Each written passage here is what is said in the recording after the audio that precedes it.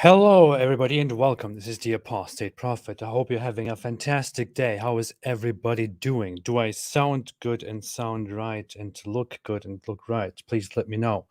I am here today to have another live stream where people can call me, where everyone can call me and can discuss with me and give me suggestions and ask me questions and tell me good things and bad things. So that's why I'm here today. I kind of took a break last week because I had some stuff done around the house.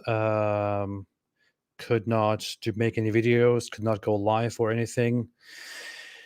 And had to do some, I don't know, college things done. But today I finally want to get back to this. I also recorded a video earlier. I'm working on more videos. I kind of did this unannounced. I wasn't sure if I'm supposed to go live today, but then I just decided to do it like 10 minutes before I started. So I'm sorry for the short notice, and I'm sorry to all those who always tell me, why didn't you tell me? I didn't know. Yeah, hello everybody. Hello everybody. Black Angel said hair like Elvis Presley. Come on, are you kidding? Thank you. Whoa, dude, I'm getting scratched by my cat recently, by our new cat. All right. Rashid Vijay said, hi AP, hi AP. Watching all the way from India. Blessings to you. Thank you so much. Thank you so much. I appreciate it. Saved by Grace said, hey AP, you look like AP, so all cool. Yeah. Okay. I will immediately share the link to join me. You can call me and talk to me. And please don't forget to like this stream and to share this stream with all your relatives and neighbors and friends and teachers and students and grandparents and grandchildren and all that stuff, so that everybody can come here and join me and talk to me. Okay, let's see. Opel Ian said, and from Sweden. Greetings to Sweden. Lebanon. Greetings to Lebanon. Allah sent that scratch. Absolutely. Ex-Muslim from India. Elvis is in the building. AP, hello. From Jordan. Okay, I'm going to share the link. Just a second. StreamYard. Okay. So I'm going to share the link. You can click on it. Please click on it if you have not joined me for a call before. If you want to tell me good things, not for bad things. I don't accept bad things today. Okay, let's see. Hello, everybody. Jack Barnes. Hello. I'm trying to get back into the mood. I'm kind of out of touch with my channel right now for some reason, because I took time doing other things. Okay, I shared the link. It's funny how YouTube is telling me that I am live on my own channel. Well, thank you so much for telling me that, YouTube. I appreciate it. So I shared the link. I pinned the link. So all those who want to join, who want to talk, who want to discuss it, whatever you want to do, just simply go on the link, verify with your YouTube channel or your YouTube account or whatever it is, and then you can join me there immediately. Yeah, it'll be better if we don't have too many people watching the stream right now. Maybe that's why I should always do it without scheduling it in advance. That's awesome. Okay, and we have the first people come in. The first people. Let's see. Zagros, Ozkan. Hey, how are you doing? Hello, I can't hear you. Oh, my bad. Good. How are you? Good. How are you? Good, very much. Thank you. I'm happy that you took a break. Don't feel stressed, even though I felt a little bit withdrawal symptoms because we lacked some AP footage. We'll be fine. Don't worry about this. I do too. I feel the same thing when I don't make videos. So I'm on the same page. Yeah. So I quickly wanted to say I thought about it. I'm not sure that you mentioned it before, but you know about that sign that the last hour is coming. One of them, I believe, was that the sun will rise from the west, or I think that's like a good indication that the people who wrote the Quran did indeed think that the sun orbited the earth, and in relation with how they said it will set in a pound of mud and whatnot, because the only way for the sun to rise from the location where it normally sets from would be, for at least how we know it now, for the Earth's rotation to be opposite of what it is now. Yeah. The only way it could have been depicted as or thought to be rising from the opposite side would be, logically speaking, if we were on a flat plane and the sun was orbiting the Earth. And this is also catastrophic because if for that to happen, I mean, for the sun to rise from where it normally sets, as I said, the Earth would have to start spinning in the opposite direction it currently does. And if anyone knows about conservation of angular momentum, that would be a catastrophic event, because every building would collapse and every human would be thrown around, and it would just be catastrophic. So yeah, I make the point myself. I mean, when I bring up that topic, it's just, I mean, if you look at it from a non-Islamic perspective, without the belief that Islam is true, without the belief that everything that Muhammad said is true, it's very obvious that the whole belief that the sun will rise from the west and that this will be the first sign is just a sign of complete ignorance on part of Islam. And the issue is people who are not familiar with Muslim culture are not aware of how significant this is, but this is something that all Muslims believe in. I mean, ask any Muslim that you find outside, by all, I mean, almost all. There are, of course, some people who don't believe that will literally happen, but ask Muslims outside, they will tell you that the sun will rise from the west and that this will be the sign of the coming of the Day of Judgment. But I mean, seriously, if you talk about it, how in the hell would that happen?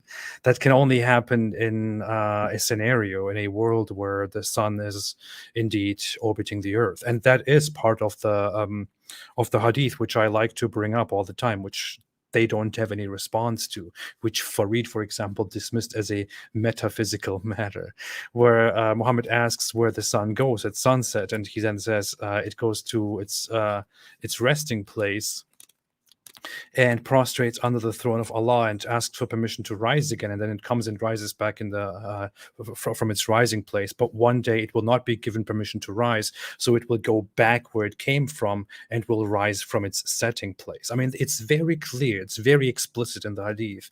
It very explicitly describes that the sun travels around the earth and that the sun will one day rise from that spot, which is, of course, a sign of utter ignorance, as we can tell today. And it's just refusing to see this is just denial. You have to lose your faith to see that, or you have to see that and lose your faith.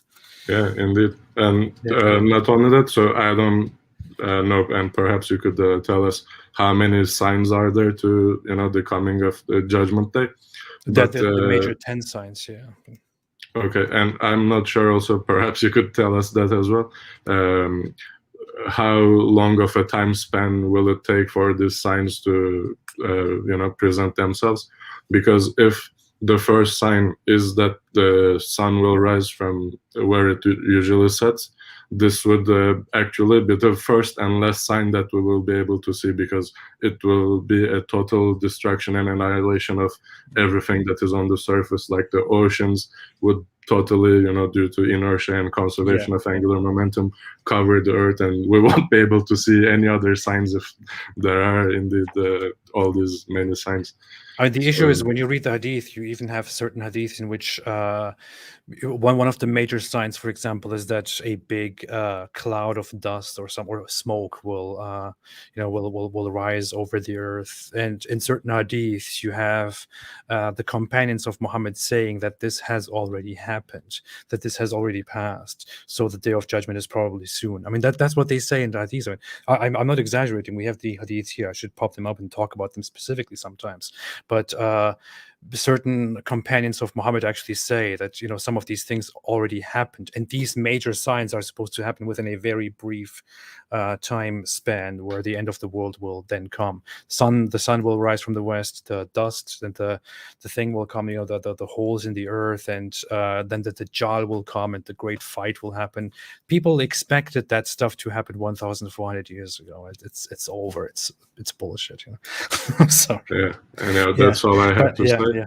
Well, thank you so much, Zagros. I think, you know, all these Islamic, you know, mythologies would actually make a very nice Netflix series. Yeah. And That'll be nice. That'll be a good series. Yeah. Thank you so much for joining. Yeah. We'll talk Thank you, again. Rimon. Take care, man. See ya. Bye. All right. Yeah. So the Muslims believe in the major signs of the Day of Judgment, which are the major signs and the small signs. And Muslims usually say that the small signs are happening, and most of them have already happened, but the big signs will come. But people have said the same thing 1,400 years ago, and Muhammad thought that the Dajjal was coming. Muhammad thought the Dajjal was around in his own time, and that is the prophet. I mean, seriously. Rimon, Salam. No, don't talk to me about the GameCube. I don't want to talk about the GameCube. I'm not gonna. Okay, no more GameCube. Okay. But anyway, let's make it very short, and then we can move on. Okay, you were here last time. I'm writing a book. Mm-hmm. It's called Islam versus Christianity. Good. Do you want to see it? No, but I wish you all the best with the book. Could you help me with the book if that's okay? Maybe, yeah. Yeah, because I was on someone's live stream, right? Amina Sabda, you know, I asked a Muslim, Amina Sabda, no love for Islam. Oh yeah, Amina Sabda, yeah. Yeah, I asked this Muslim a simple question. In Quran 47 verse 7, it says Allah needs our help, needs believers' help. So why would an all-powerful God need your help if he's supposed to be all-powerful? And he says it means in the cause of Allah. That's what I'm going to write in my book. Yeah. And why would he need? I mean, couldn't he just do it himself? That is a good idea. That is a good idea. But thanks for sharing. That's a good idea. Okay. You join every time. You can come next time again and tell me something interesting. Okay. Yeah. But thank you so much for joining. Okay. Okay. Bye. Bye. See ya. Man. I'm glad he didn't mention the GameCube, but yeah. All right. I might keep this short today. I don't know. I'll see. I'm a little bit tired. Jaap. Is that right? Yeah, that's right. That's actually not my real name, but unfortunately, I'm not able to you know, I have an Islamic name, and I don't want to, and I would love to come, you know, on video, but you know how that goes. Is I've already had some retaliations before, where my family seeing me, let's say, drink, my girlfriend drink wine, and because of that, they. You know how that goes in Islam. Yeah. There's this social pressure. But I would have loved to come up on video, but I will not do that just out of my family and protecting that what's there. I understand that. I respect that. Yeah, but you know, I have a lot of respect for what you do, and I think it's very needed that people see the other side, and that, you know, I think you're a good force, but a lot of people, a lot of negative things are going on, but I think you are bringing that truth, and I have a lot of respect for that. I can't do that, you know. You're seeing I'm not publishing my face, so first of all, you're doing a good job, I think. But I have some questions for you. Yeah, thank you so much. So I'm also an ex-Muslim. I'm from the Netherlands, and but I have one question about. You're quite provocative sometimes, and I like that. Personally, for me, there is no border for how far you can go with jokes, eating a Quran, or, you know, it's you know, it's just people's own personal, let's say, feelings that stands in front of them. But do you think it's necessary to provoke? And what's your thought on that? It's not necessary to provoke. Well, thank you so much, first of all, for the question. I don't think it's absolutely necessary to provoke. It's not an essential part of everything that one does. The issue is, I personally prefer to occasionally offer provocative content, satire, not even really provocative stuff. I mean, stuff that I think people should not be provoked by, people should not be offended by. The things that I share, the provocations that I make, that people are offended by, I think people are stupid to be offended by them. And people are Yeah. ridiculously idiotic and stupid to be offended by these things. And I say it with all humility and with all goodwill and with love. I know it sounds ironic, but seriously, I mean, Yeah. people should not be offended by such small little things. I mean, this is a disease, this is a sickness, it's a disorder, Yeah. it's a stupidity. It is a wrong way of thinking, which is why people are offended by something as little as a dumb cartoon. As little as, I mean, I could Yeah. just take this up here and draw a picture here of a face and say this is Muhammad, and people are offended by this and Yeah. will attack me over that. I mean, are you dumb people? I mean, this is not rational. This is not intelligent. If I draw a picture of a face and say this is Muhammad, and I don't know, make him look like a dog or something, and you are offended by that, that is not healthy. That is not Yeah. intelligent. That is not reasonable. It is stupid. You have a disorder. You have a disorganized, disordered way of thinking, a wrong way of thinking. It's unhealthy. It's not intelligent. But anyway, yeah, that's why that's why I think it's not necessarily bad to be provocative in that regard. I don't think it's necessarily great to be provocative, maybe for the best reasons. Other people offer their criticism without being provocative. Other people simply want to analyze scripture and simply want to show what's wrong in scripture and what's wrong with certain beliefs, and they want to, correct certain beliefs and ideas in a calm way. I just think it is part of me to be a little bit provocative, to say, hey, you know what? I don't care about these sensitivities, especially if these sensitivities come from a religion that commands that I should be killed simply for existing. That just encourages me to be provocative. That just fuels the provocation in me. That provokes me, and as a result, as a response, I am provocative. And I want people to be desensitized to this provocation, so that they can see that there is nothing wrong with drawing cartoons, with making jokes, with ripping pages apart and all that, but there is something wrong with killing people over that stuff. And I also think, one final thought, sorry, I'm really ranting right now, but No, go on. I love it. yeah, one final thought is just, I think satire has always been an effective tool, especially in Western culture and also in other cultures. I mean, I had some education in Turkey. I know very well that satire also existed there, although not to the same extent that it has been part of Western culture.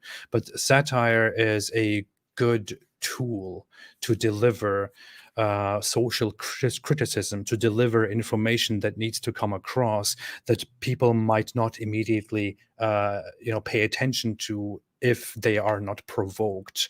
And I think in that regard it is also a good tool. So insofar, I think I like it. Yeah. Well, I like Ninja Mommy, or what was her name? Oh That yeah. was no. Well, I think definitely it makes it also a little bit funny for me. So because this topic is so, when people talk about Islam, there's so much passion, and you're seeing always when Muslims come and defend their faith, there's the air is out. It's so there's a lot of tension, and you cannot rationalize it anymore. You cannot have a proper Mhm.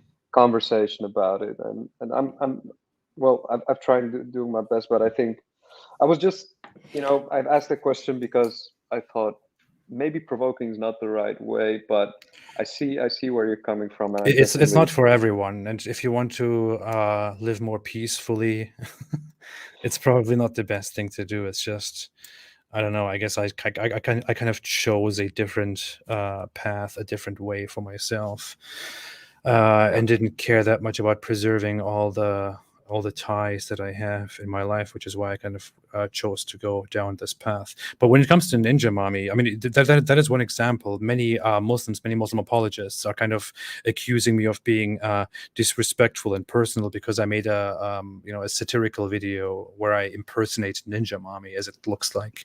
The thing is, and they're just making excuses at that point to just excuse me, to just accuse me of something. I talked to Ninja Mommy herself behind the scenes. Even after I published the video, I talked to Ninja Mommy. I messaged with her, and she told me that she has no problem with it. She told me Oh, that wow. she told me, Ninja Mommy herself actually told me that she likes it because she likes good satire, and she laughed. That's what she told me. She has no problem with it, is what she said. And that she likes to have peace, among us. This is what she says. So those people who come out and say and make excuses about my mockery of things, they can be quiet. The person herself doesn't have a problem with it. Yeah, it's even I've even saw an interview with Kurt Westgaard, the Danish cartoonist. Well, that man, he even mentioned that this satire is a form of respect to people. If I don't satire, then it means that I don't take you serious and I just put you in a corner and then treat you like this. I cannot talk straight with you, and I always need to have a cover in front of me. So satiring is also actually even taking these people serious, and so he even said, I think that satirizing Muhammad is an act of inclusivity. We are including Islam and Muslims into our culture by treating them equally and satirizing Islam just the way we satirize Christianity. If we refrain from satirizing Muslims, but we satirize everything else, then that would mean we treat them differently, and we have a sort of bigotry, double standards, and that's not right. That's right. That's a good point. He did say these things. Well, it's very inspiring what you do, and I think it's in that line of work. Mm-hmm. Is there some greater? Well, do you? How would we have to keep it shorter? I have to move on to the next callers, but yeah, go ahead. Say one more thing. One more thing. Is there? Do you think there's some greater good to achieve behind this? To just have less Muslims on the world in the world? Is that? Have you ever thought about it? Like you're somehow also a force of good, how I see it, and is there? Do you think like by doing what you're doing right now, it's is there some greater good to be achieved? Well, I mean, you can see it as you wish. I initially went out there and I just had this passion to speak the truth. That was my initial objective here. I think there is something good in I think making the world a better place, ridding it of a lie that I consider oppressive to myself and I consider oppressive to others, to people that I value. I think I am helping myself. I'm helping people that I know. I'm helping people that I love. I'm helping people who are in my position or in worse positions. I think this is an act of good. I mean, this is a greater good, depending on how you want to see it. This is just my personal opinion and my personal struggle with it. In the end, we just all do what we consider right. No, absolutely. Well, a lot of respect for that, and well, you can say a lot about what people think about you, and I see the criticism also. I'm seeing the other sides, but well, this is really needed, and a lot of respect. Thank you so much. I really appreciate that. I really, truly do appreciate it. Thank you so much for calling. Yep. Thanks. See you. Good day. You too. Bye. Yeah. All right. I think I'm a little bit tired today.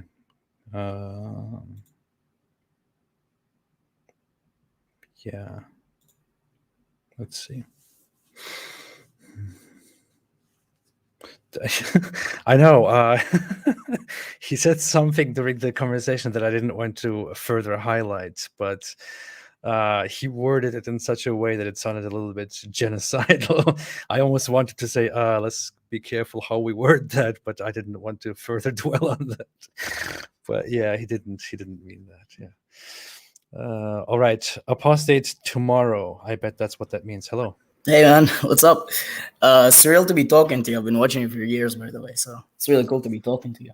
Thank you so much. I appreciate that. Yeah, I'll try to keep it short and sweet. I know you're tired. Probably want to go do your Friday prayer. Yeah, I think the previous caller, I don't know how to say his name, but he hit the nail on the head. Like talking about your provocation. I think it's good. I personally, when I'm sitting in a group, because I'm an ex-Muslim living in Canada. I'm Egyptian originally. So when I'm sitting amongst my group of friends talking to them about religion, I cannot help but throw a bit of provocation in there, because in some sense, it is trauma that we've dealt with too as ex-Muslims. There is a certain sense of, I hate what this, how much this has wasted of my life, and the ideas that I'll always have to deal with when it comes to that. So yeah, I love your provocation. So much. And there's nothing wrong with that, right? I mean, it's like people who are on the other side try to kind of find an ulterior motive and say, "Oh, you're just doing it for yourself." Well, even if I did just do it for myself, so what? And what exactly does that do to the point? Yeah, that's exactly what a lot of people have.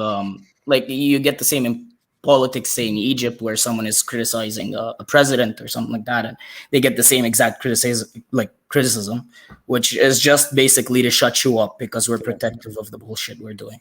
Pardon me. So I had a question. I basically noticed, like, throughout the past 2 years of my life, that basically most of my family are now atheists, and I grew up in your average Egyptian household. We weren't very religious. We weren't not religious. You know, it was kind of like, we're Muslims, but we don't really practice, kind of thing.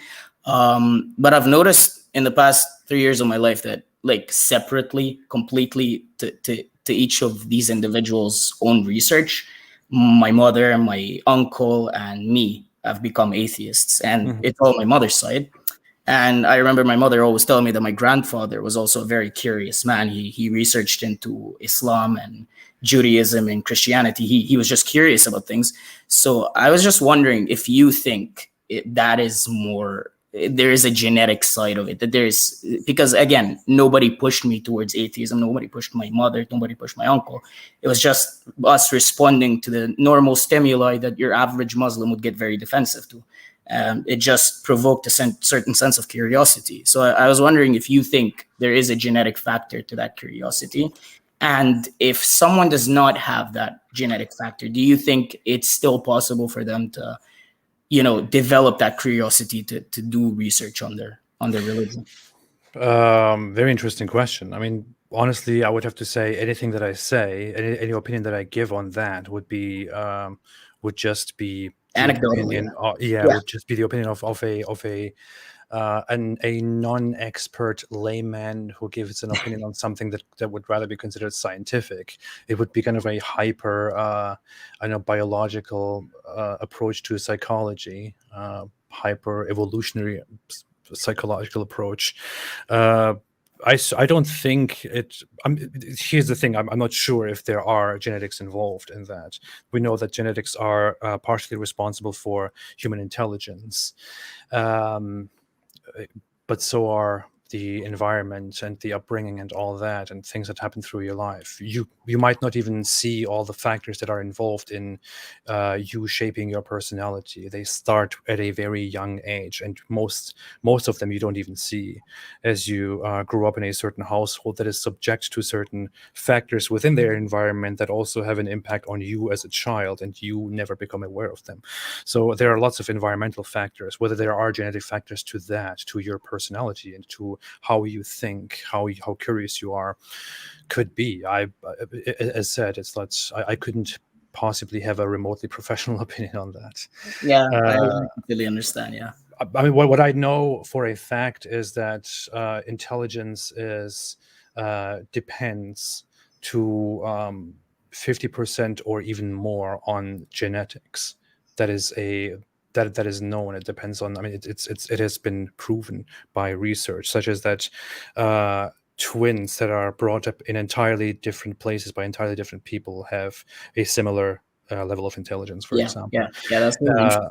Yeah, but again, that would be different. I think it just very much depends on your environment. On I mean, you get a lot of things from your parents and how they raise you. You get a lot of things from your environment and the standards that you are affected by. I don't know. I have I can another help you quick with that. question, and then I'm out. Yeah, it's not really a question. It's just like something I'd like to add to what, again, the previous conversation you had with Jaap, I believe. Yeah, I always find that, again, when talking to my friends, the only thing that would really make us fight and get pissed off at each other is religion. And it's because they basically see anything I say that they perceive as disrespectful, when it's just matter of fact or from basically their religion, as an attack on themselves. And then they use that as a tool to attack you, which is what I've seen people like Muhammad Hijab and all these people do to you, right? It's you're trying to criticize the ideology, but the problem is they're so intertwined with the ideology that it kind of separating these two is nearly impossible, and it always comes down to personal attacks. It's not a big of a surprise, though, is it? Because I mean, I grew up in a religious environment. I learned many things that are an essential part of Islamic jurisprudence, Islamic jurisprudential books that I'm recently really diving into. I learned sentiments as I was growing up that we Muslims are a people, that we are a nation, we are a community, and it is us and the others, and our religion is our pride and our honor. We are loyal to it. We are, this and that. I mean, you are taught this sentiment, this mentality, by which you are raised holding Islam as a flag that is that is directly attached to your identity. And if Islam is publicly insulted, abased, harmed, then you immediately take that as an attack on your own person, on yourself, on your people, your nation, your family, your honor, your pride. That's how it goes. That's how Islam functions. That's how Islam has functioned forever. That's how Islam has functioned in the time of Muhammad. That's why if you come out, or if I come out and we offer criticism against Islam, criticism against Muhammad, which is an especially big problem in terms of honor to Muslims, and criticism against Muslim sentiments in general, Muslims will take that as personal attacks, which is why they constantly make these weird comparisons. They insult us and our loved ones and send threats, and then they then say, well, our prophet is to us like more beloved than our fathers and our mothers, exactly, and you insult them, which is why I can also send you death threats. I mean, that's exactly what is. Yeah, that's exactly the sentence I keep hearing. Well, anyways, thank you so much, man. Thank you for doing these calls. By the way, it's very, you have some big cojones, man. Thank you. Yeah, I mean, thanks so much for having this conversation. Thank you. I appreciate it so much. Really, I really. And by the way, you said some people would like to join. What I did last Friday is I just put on the notification. If you turn on the notifications, it'll just tell you when he's going live. Yeah. I'm still deciding whether I should do this every Friday now at the same time. I think I will do that. I couldn't do it last week because I had some stuff done at the house, but I think I will do that from now on. But people can also turn on notifications so that they can see it. I think I will do this on a regular weekly basis. But yeah, thank you for that reminder. Thank you so much. Thank you. See ya. All right, that was interesting. Boy. The Ummah, exactly. Jack Barnes said the Ummah. Yeah, that's what you learn as a Muslim. You are a community. You are the Ummah. You are the community, the Muslim nation.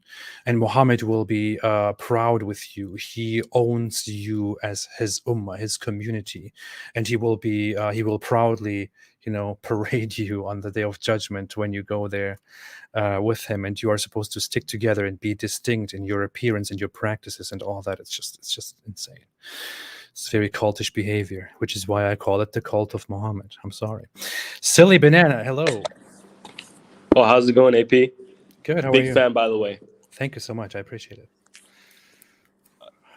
Just a little little blurb, and then I'll get out of your hair. So I'm an American at the moment in the Gulf area, and growing up as a Hispanic American, I've always had the two cultures, you know, but I've never understood until I got out here how religion can be so intertwined with the culture.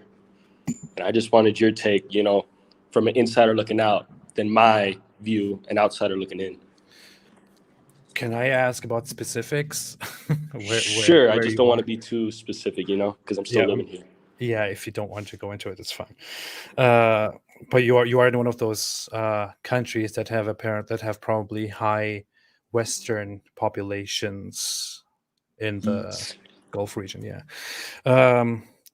Well, it's basically connected to what I just talked about. We just talked about with the previous guest, Apostate tomorrow. I mean, it is.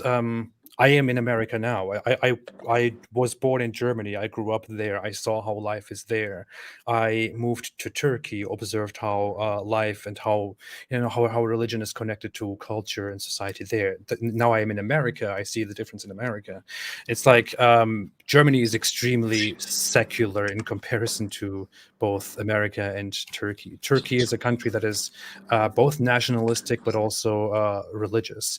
America is somewhere in between, but much closer to the German side, I would say. There's this patriotism that is also tied to religious sentiments and all that. The thing is, that is just as religious as it gets. If you go to Muslim countries, they're just completely built on a different foundation, especially in Western societies that we have nowadays.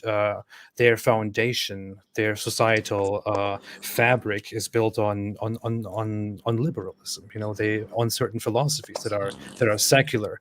No matter how much at the core these societies were established with Christian beliefs, they are built on secular ideas based on on humans, on living together, on having certain rights. Islamic societies like the ones that you are in right now, they are not like that. They have a long history of not being nations, but being a caliphate, being part of an Islamic empire where a Muslim leader is supposed to be the commander of the entire Muslim community, which means the global Muslim community, all Muslims in the world. He's supposed to be the commander. He is the law. He is the leader. He's responsible for upholding the religion within the land, defending it, and also fighting for Islam and spreading the religion to others. So the entire society is not built on the individuals that are there, but it's built on the religion that you are supposed to stay loyal to, that you are supposed to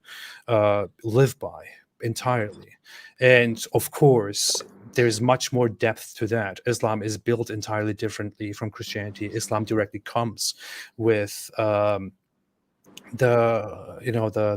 political military aspects, insofar it is much more tied within the politics and the societal fabric of a country. I mean, I don't know. It's just entirely different. So this is why when people try to equate religions and say they are all the same, I just cringe a little bit. Yeah, definitely not. Yeah, they're not the same. They are entirely different.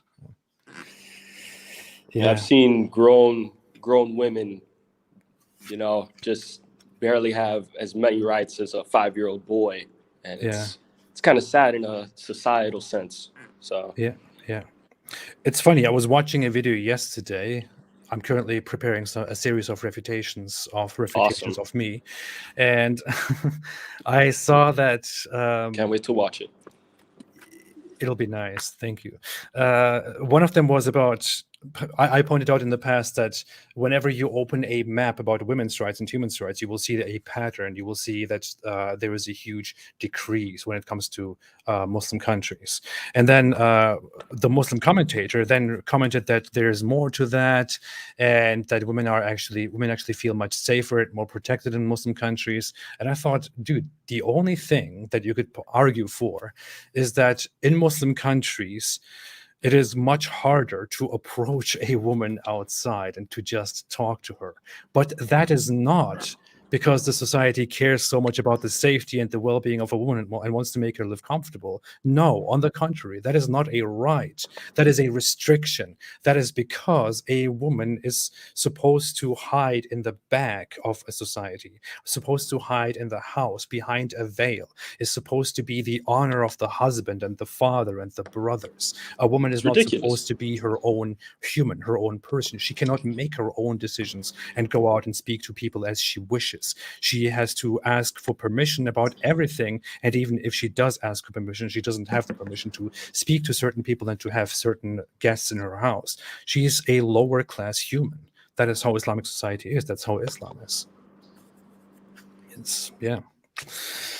It is ridiculous. Well, thank you for having me, AP. I'll be back on just watching the stream. Thank you so much. I appreciate it. You left all the talking to me, but thank you so much. I enjoyed it. Hope to see you again. Oh, one last thing. So sure. I was actually watching you, and I was watching you full blast. And in the hallway, I do have a few Islamic neighbors. So you just hear, yeah, what's the point of Islam? It's not true from you. And then I know that I heard footsteps just stop and then keep going. So careful, yeah. I'll be careful. Well, thank you, AP. Take care. Thank you so much. You too. All right. Okay, I guess I'm getting back in the mood of doing all this. Accurste said, does AP read his chat? I guess it has been proven right now that I do. D. Bordeaux said, even her shoes must be silent. Yeah, I mean, it's so ridiculous. It's like, honestly, what I'm doing right now is I'm preparing a response to all the videos that this guy Farid Response made about me. You know, he made like 50 videos and was bragging about them, and I always considered them ridiculous. And I decided to just sit down and to go through all those videos, to analyze them, and to make responses to every single one of them. And I saw on one of the videos, in one of the responses, it was they were actually trying to argue that my depiction of Muslim countries having lower women's rights was a distortion, and that Muslim countries are actually better in terms of women's rights. And I thought, are you kidding me, man? This is still a discussion that we are having today. I mean, who in their right mind can make such a dumb claim? But yeah, that's just me. Apostate Brain, hello. Hi, how are you doing? Good. Thank you so much. How are you? Good. I was just gonna say that I really like this Friday gathering. It really provides for us a way to get like our voices down. Like for instance, I immigrated to Canada, and I'm still like I'm Egyptian originally, and so I'm still closeted due to like family and stuff like that. So it's like it's nice to get like our voices across. So yeah, no, I appreciate it. It's like I don't want to always talk to myself. It's very nice to have people here, you know, people who watch the channel, people who are interested, that we can all come together and talk. I appreciate this. Yeah, I agree. So I just have like a comment and two questions. So recently I was just like out of like a shower thought is that there was like one of the cow verses actually. So the one where God tells the angels to that he's creating humans, right? And then the angels respond to him by saying, "Oh, are you creating humans that will kill each other? And we are always praying for you." So it's like in إذا قال ربك للملائكة إن جاعل في الأرض خليفة قالوا أتجعل من يفسد فيها ويسفك الدماء ونحن نسبح بحمدك ونقدس وقال إني أعلم ما لا تعلمون. So there is weird logical contradiction in this verse. Is that like God so according to God, he's really the only entity that knows the future, at least like in Islam. So like how come do the angels know about humans, and they know that they will destroy and kill other humans?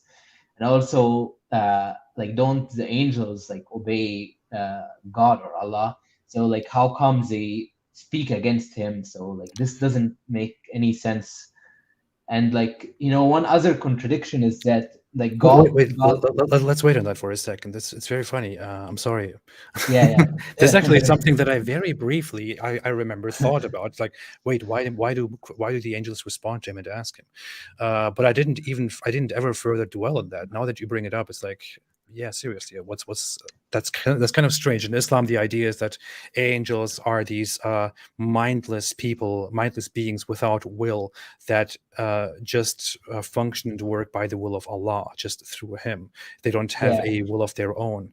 But then you see that in that specific part of the Quran, the angels do indeed ask him, "Will you create a being that will cause bloodshed and corruption?" And how and why, by that logic, by that nature, do angels ask him that question? Why is he having a discussion with the angels?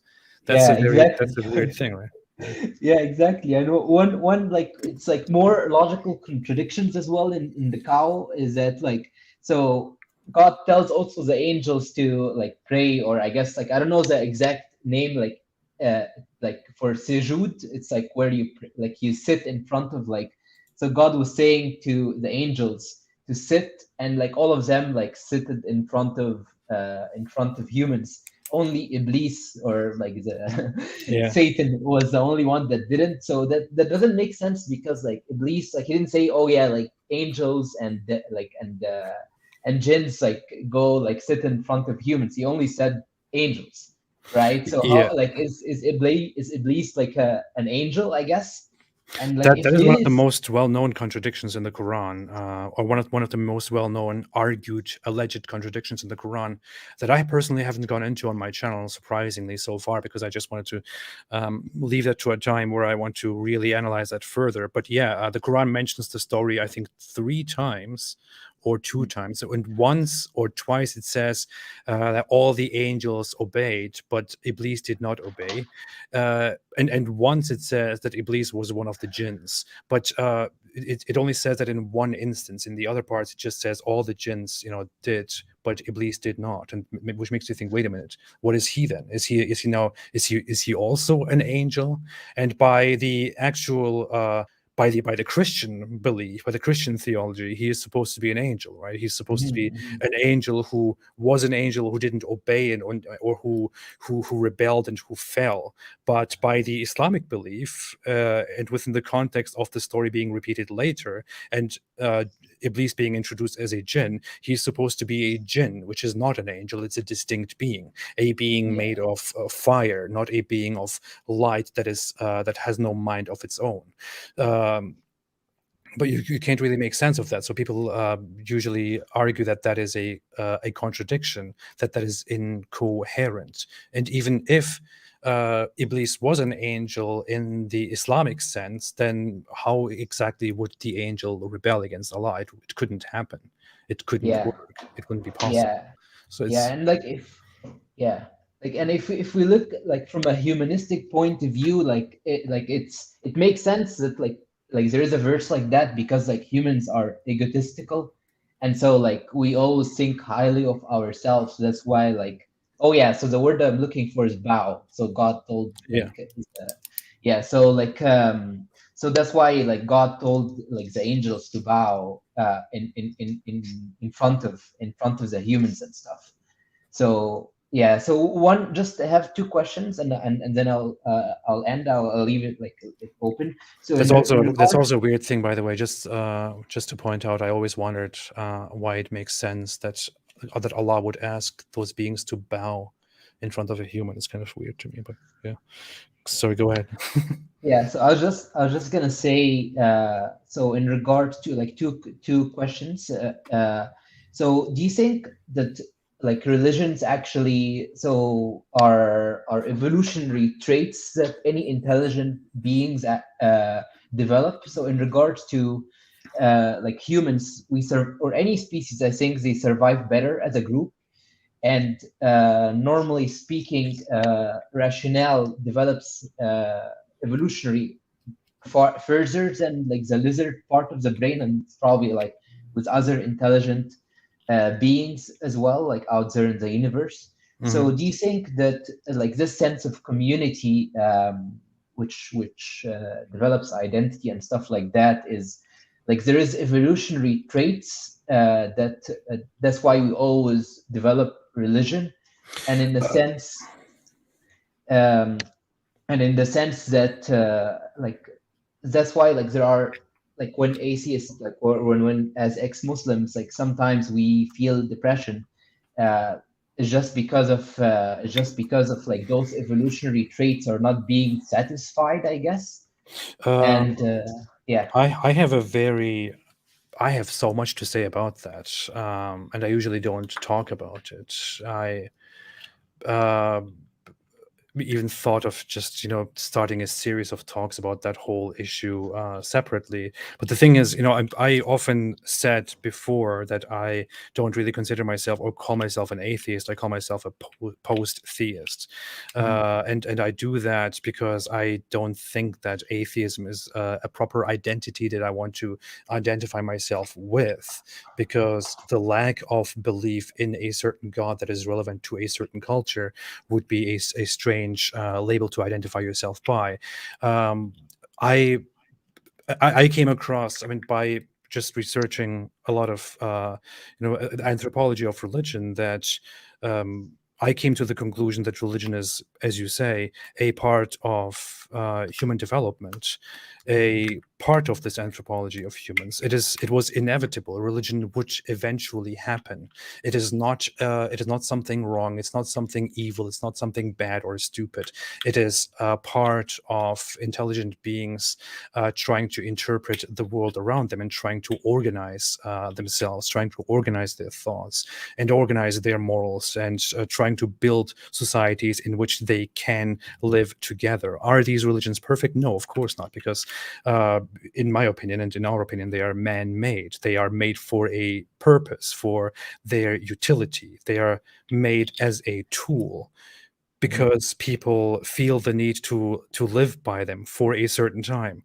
But with time, I would say religions as we have them right now will become a thing of the past, just as religions as people had them in the past, which we now call mythologies, are matters of the past. These will also be things of the past. We will move on to different understandings of the world and of morals, of laws, of our existentialism, and so on. I remember looking into different animals, and there is moral behavior can be observed in certain animals, in certain types of animals. There are hints of certain what they would classify as religious behavior or as rituals that may be observed in some animals. I think in crows and maybe in elephants, there are some things that are observed where they seemingly do certain rituals for, like burying or doing something about one of their members who just died, which is something that is normally anthropologically seen as a religious ritual, or can be interpreted as such. So it might be true that this is something that developing beings, intelligent beings, simply do for a specific purpose. Do I think that it is necessary? I think it's necessary for human development. I don't think it's absolutely necessary today. What religion does, and why it gives some people peace, in my opinion, is that it gives you the opportunity to take the burden off yourself and to give it to something else. When I struggle a lot with my own thoughts and with the burdens of the world, I like to take a break and to meditate and take my mind off all my desires and responsibilities and all that, and that gives you a good feeling. Giving something else more importance, giving someone or something else all the burden and all the responsibility, and relying on them, even if it's imaginary, even if it's not real, makes you feel better. And that's, I guess, what is desirable about religious behavior, what I sometimes miss. But then again, as said, Right. it is just utility, in my opinion, not necessarily necessary. But yeah, that was very long. Sorry. Yeah, it's okay. I just want to end like recently, Lars, like the guy who drew like Muhammad died, I guess, and like a lot of Muslims were were happy and like doing YouTube videos and like speaking on about that and like saying, oh yeah, like his dog and like he died like a dog. So I just wanted to know, like, what's your opinion about that, and like, what do you think about this tribalism of like Muslims, I guess? That will be the third time that I'm addressing that whole issue in like 20 minutes. So, but yeah, I mean, it's expected. As soon as somebody dies who did something to hurt the feelings of Islam and Muslims, you expect that people will come with some very brutal reactions. Certain Muslim apologists have openly celebrated the deaths of these people and called them all kinds of things. It's just expected. It's part of what we're dealing with. I think those cartoonists did a great job. They did a brave act of heroism. Yeah, I appreciate what they have done. They have contributed to a better society. They have helped us desensitize humans against these things. And insofar, I respect them very much, and I respect everybody else who draws Muhammad cartoons. Yeah. Thank you so much for joining. Thank you. Yeah, thank you for We'll talk again. Call. Thank you so much. See ya. Bye. Yeah. I went very long with this one. I'm sorry, but I appreciated going into that stuff. Okay. Let's see. I recently got myself a weird chair that is just one leg and that is kind of bouncy. It doesn't sit. I got that because it kind of satisfies my need to fidget with things all the time, and it makes me feel less comfortable. I feel like if I have a comfortable chair, then I just want to rest and for productivity. But now it really hurts right now. So sorry. Hello. How do you pronounce your name? Yizheng? Hi. Yeah. Well, in English, it's like Easton. So I just had two questions. Do you think George Bush intentionally lied to the American people after 9/11 about the nature of Islam, or was he just ignorant about Islam? Both. I honestly think he doesn't know much about Islam, which is expected. I think he had. Oh, where'd you go? Here you are back. Hello. You keep jumping out of here. I hope you can still hear me. Hello. I will go on speaking as if you can hear. I assume that you can hear me. You can just probably not show yourself or speak anymore because you have a device problem. Oh yeah. Okay, sorry. Yeah, I've been having a bit of like connection issues. That's okay. Well, I think I honestly think as much as he's briefed and informed about the culture and the specifics, the sensitivities, and the religion that he dealt with, I think he was very much informed and all that about these issues. Of course, he was not especially knowledgeable about Islam, but I think the main issue there was that he had to say something to calm the situation down and to calm the people down and to not make everything descend into chaos. So there is, of course, a lie about that. Yeah. And the second question is just, do you know what your IQ is? My IQ? Yeah. IQ, you said? Yes. Yeah, okay. I never had somebody ask me this question before, I guess. I don't know. I never took an official test. I took a Mensa qualification test. I qualify, and they said that it might be somewhere above 140, but I'm not sure where exactly it is. I haven't taken the actual test ever, so I don't know. Sounds accurate. Thank you so much. I appreciate that. Thank you. Okay, bye. All right. Yeah, that's a very personal question. That's why I kind of stopped for a second. To me, that's very personal. I don't know why. I kind of feel like it's a very sensitive question. I barely talk about that stuff ever, which is why I find it very, very annoying when people make insults about it.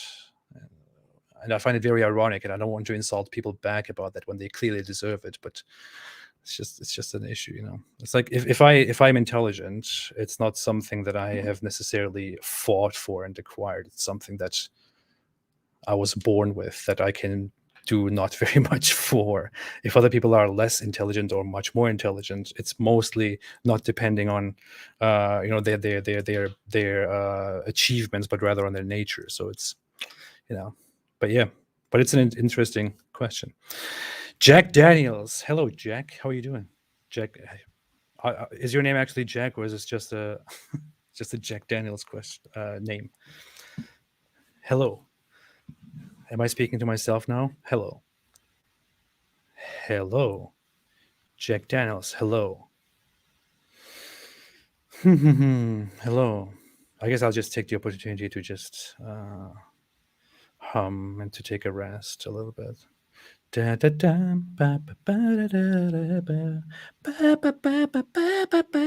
sorry to all those guys who are waiting and who are completely annoyed by that little break that I just took. I'm very sorry. Jack Daniels, I cannot hear you, but if you can fix your camera and your microphone or whatever it is, I don't know, please come back. Okay. Hello.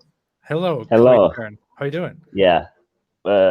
Maybe you remember we actually talked once in a Oh, I think I similar do. setting. Yeah. I think you were here before. Yeah. Yeah. Actually, just I accidentally was thinking about the Quran's depiction of the earth, and according to the Quran, the earth is flat. But according to the Bible, actually, in Psalms 103 and verse 12, it says that He has removed our sins as far as the east is from the west, and this distance is immeasurable. You cannot measure the distance between the east and the west. Okay. Although you can measure the distance between the south and the north. So what are you trying to tell me now? Is that the biblical the description of the earth is more accurate? More accurate. Well, yeah, more accurate. But what does more accurate really mean? I mean, I honestly, if you ask me, I think that looking at the books found within the Bible, within the Hebrew Bible, I don't want to go into the New Testament, or within the Hebrew Bible or the Old Testament, I would say that all together with all the references that are made to or that make implications about the shape of the earth, I would say that the authors of the books did not know what the earth looked like. Especially if you read Ecclesiastes. I mean, Ecclesiastes, I love Ecclesiastes. I have listened to it. I have read it several times. I think it is a fantastic book. But reading it, it just sounds like the author doesn't know the shape of the earth. Yeah, actually, the Ecclesiastes is actually it's written by the King Solomon, and he experienced. Actually, he had a high IQ, but he had some, how to say, some how to tell it, failures in his life, because he had too many wives, and these wives turned him away. But this is the book of the Bible, right? It's an essential part of the Bible, and yes. You read it as a Bible that was God's plan, and inspired by God. I mean, it's not like the guy just put the book here and just wrote whatever he wanted, and you just have to read it now. You actually do believe that this is a God-given scripture, right? Yeah, the Bible is God's breath. His breathing, but we need to understand that there is also a human component. For example, in the Psalms or in the Ecclesiastes or let's say Job, the book of Job, there is very much a human concept. Mm-hmm. There is the divine concept and the human concept are like sometimes it's divine concept and then there is human concept. For example, in the Psalms, like David asks, sometimes he asks for God to destroy his enemies, but this is not the principle of God actually. I understand that. And the thing is, when I make a comparison between the Bible and the Quran, especially when it comes to such things, and I am since I criticize Islam, I'm a critic of Islam, I have to defend Christianity because Christians pay me a lot of money to defend Christianity. Just kidding. I hope no one takes it seriously. And But, of course, all the Jews, yeah, the or Mossad. the Jews. Yeah, actually, it's the Jews. I was just talking about the Christians to distract from the Jews. But no. I mean, when I look at the Bible, I also think about it. Okay, it is acknowledged to have been written down in its written form by humans. So there is the human element. Humans are in between. But is that really enough? I mean, in the end, isn't the Bible supposed to be God's plan, God's book, which he gave for you to read? I mean, does it really matter if the human in between exists or not? In the end, it is an inspiration, and it's supposed to be entirely true in the things that it says and does. And if it conveys a message to you that seems a little bit unscientific in scientific terms, then that's just a problem to me, Yeah, the thing is that the Bible is God's revelation, and there is much to be seen. For example, why there is all this human concept, because we human beings, we have born and we have been raised with so many concepts that are foreign to God's concept, and then the Bible exposes these human concepts. And actually, there is one other comparison. The Quran tells that people are slaves to Allah, but I agree with that. Yes, but according to the Bible, man's purpose is a higher purpose. I agree with that. It's to enjoy God and to exercise His authority and His dominion on earth, and over all the evil things like Satan and the demons and the evil authorities. So. Well, I agree with that. There is a difference in how God views humans when it comes to the Bible. In the Bible, you have it more like that God creates humans as an act of love, and He creates them to enjoy or to witness the glory, and to be to witness the joy and to live in joy and all that. In Islam, the primary purpose of creation is that Allah wants to be worshipped by these slaves, and the Quran openly, very clearly says that Allah did not create humans and jinns for any other purpose but just to worship Him, and which is why in Islam humans are considered slaves, and Abdul, slave of or servant of Allah, is the primary theophoric name that Muslims use for themselves. So there is definitely this difference. I entirely agree that there are differences in sentiments and emotions, and in many other regards between the Bible and between biblical beliefs, be it Jewish or Christian, and Islamic beliefs. That said, I have to agree that there are also problems in terms of the truth claims and other moral issues that the Bible has. But, actually, the some of the moral issues are like non-issues. You would first, if you understand the meaning or the spiritual meaning in the Bible, not always the literal meaning, like in the Old Testament, all the commands to exterminate or drive out the tribes that were in the Canaan.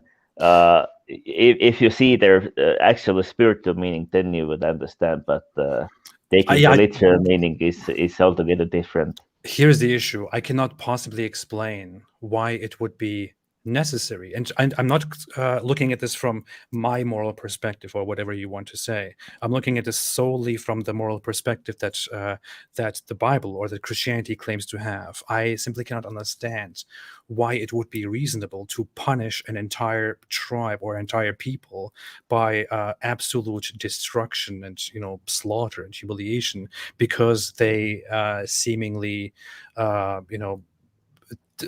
I don't know, reject God's people, or are hostile to them, or are opposed to them.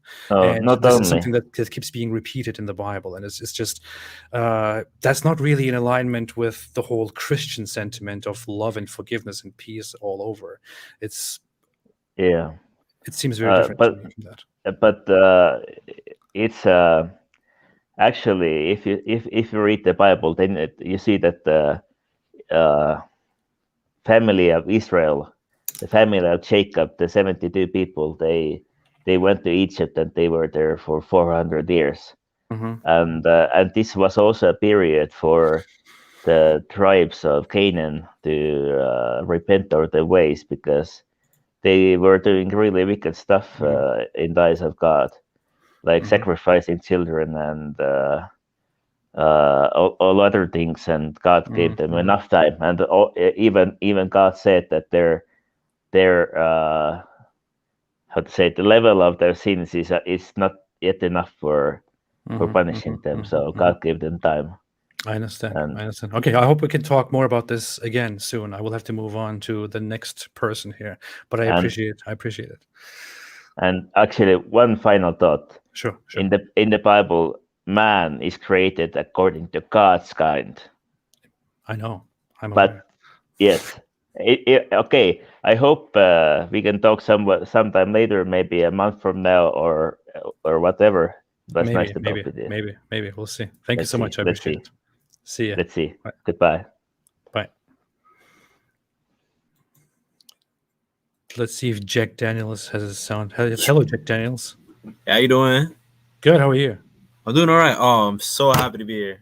I just wanted to say, I really support you. I'm really happy that you go out of your way, and like you set the stage to talk about like things that people usually don't really talk about,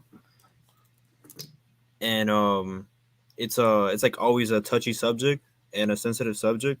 To everybody in the world, because they have their own personal beliefs and stuff like that. But I'm just really happy that you you put the forefront to talk about things and ask questions and talk about your position and how you see things. Thank you so much. I appreciate that. I truly do appreciate that. Thank you so much. Yeah. I don't know. I'm happy you're doing your thing, and yeah, that's pretty much all I really wanted to say. And well, I really appreciate that. Seriously, it's nice. It's good to hear that. Thank you so much. Of course. And I encourage everybody else also to just speak their minds and go out and share things. It's not easy to always do it, but there's nothing wrong with it. Nothing wrong with it at all. I feel like it comes from a healthy place, Like, it comes from a healthy place. Thank you so much. I agree with that, and thank you. Yeah, no problem. Have a good one. All right, you too. See ya. Bye. All right.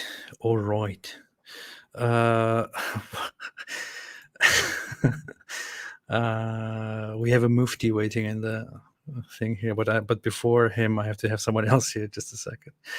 Okay. Hello, Smeraldo Yeast. Hello.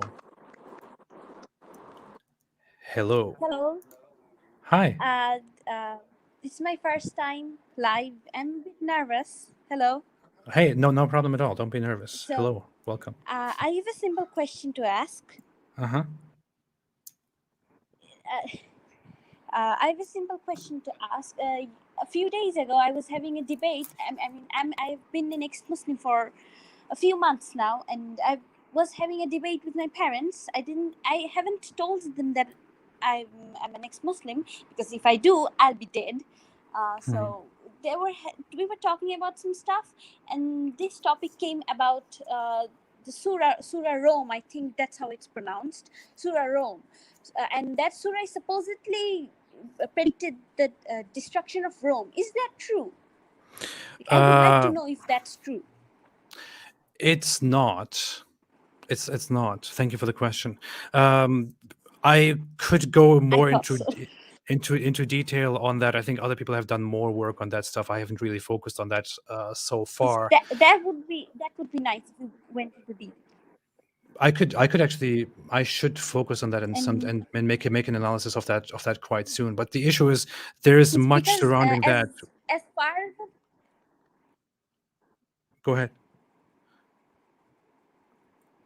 because Hello? as far as I've heard, a lot of people believe that the Quran has predicted the destruction of Rome or the end of Rome, and this is a very big point for my parents to let me know that Islam is the true thing, and Islam, predicted this and that, so therefore Islam is true. But since this is false, and I know a lot of Muslims believe that the Quran predicted the destruction of Rome, and I would like you to talk about how this might be a misinformation or some misconception, and how this Okay, is false there's one information. thing.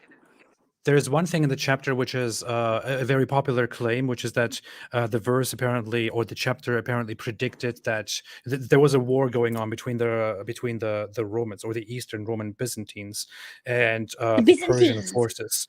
And the Quran apparently predicted, because a defeat happened, the Persians defeated the Byzantines as a part of a long-lasting war. The Quran apparently predicted that the Romans, or the Byzantines, the Eastern Romans, will soon have a victory over the Persians again. This will happen. And this is supposed to be a prediction that seems to have come true afterwards. Because after that, the Eastern Roman Empire did indeed become victorious over the Persians. But here is the issue. So this is one thing. If you're talking about the destruction of Rome, I'm not familiar with such a thing in the Quran. There are certain claims that Muhammad made certain predictions about the end of the Roman Empire, which is a weird thing. I mean, empires begin and end. That's not really a prediction. It's not really a miracle. It's a very vague thing. Yeah, but with the whole prediction about the Romans gaining victory over the Persians, we don't actually know whether this verse existed at the time. We don't know when it was actually revealed. We don't know. It makes a very vague claim. We don't know whether a certain victory was indeed achieved during that time or not. We have had battles for decades, for centuries, as parts of those wars all the time. So the Quran making a certain prediction about that is not really a miracle. It's basically like saying, well, next time my football team will win. That's not a prophecy. It's just a claim that could have turned out otherwise, or that you can interpret in a way when it happens. Confirmation bias, basically. Yeah. So there is nothing big to that. That's a very terribly weak appeal to miracles. It's there is much more against Islam if you want to accept miracles with such a low standard. You could say that the Quran makes false scientific claims. I have compiled 60 scientific mistakes in the Quran. We have false prophecies where Muhammad said that the sun goes to a setting place and all that. He said soon you will conquer Jerusalem and you will conquer Rome, and then or you will conquer Constantinople, and then the Dajjal will come. Both happened. The Dajjal did not come. Muhammad said that soon Jesus will come. Didn't happen. Muhammad said the day of judgment will come before this boy here in my present goes too old. Did not happen. So there's much more against Islam if you want to go with such low standards. But yeah, the whole Rome issue is something that I could specifically analyze sometime. I haven't personally gone into that. So thank you for the time, and I've got a lot of different points from you that I'm going to use against my parents the next time we have a debate. So thank you for that. And thank you so much. I appreciate that. Really love your channel, and thank you for existing, and thank you for all the videos you've done. It has really inspired me and educated me a lot and helped me in my journey. And I hope you have a wonderful time here. And thank you so much. Thank you so much. I really appreciate that, and good luck with your struggles and your discussions, and all the best. Thank you so much. Bye. Yeah. All right. Okay.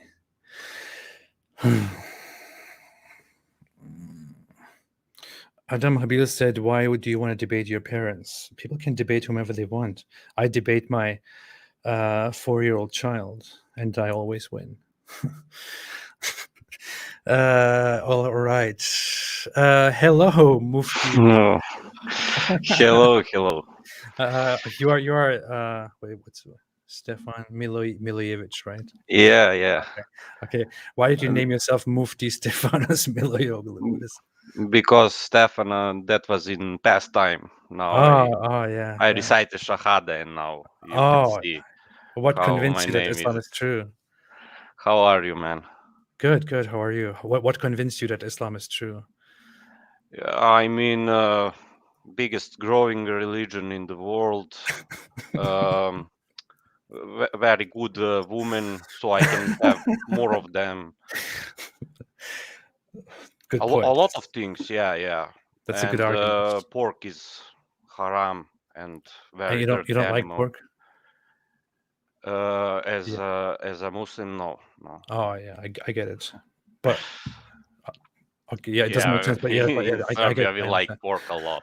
Oh yeah. You just compelled me to take the Shahada too. I will probably take it after we're done with this call. I want to think it through, depending on what you will tell me now. Yeah, long time no see. Last time we talk a little bit in I don't know how it's called, Zoom rooms. Yeah. And that was like 4 or 5 months ago. I think it was much longer ago, wasn't it? Yeah. I waited for this long time. Yeah. There was a time where I wanted to start having conversations with all my supporters, and I thought, okay, finally I'm going to do this, and then I did it once, and then I dropped it again.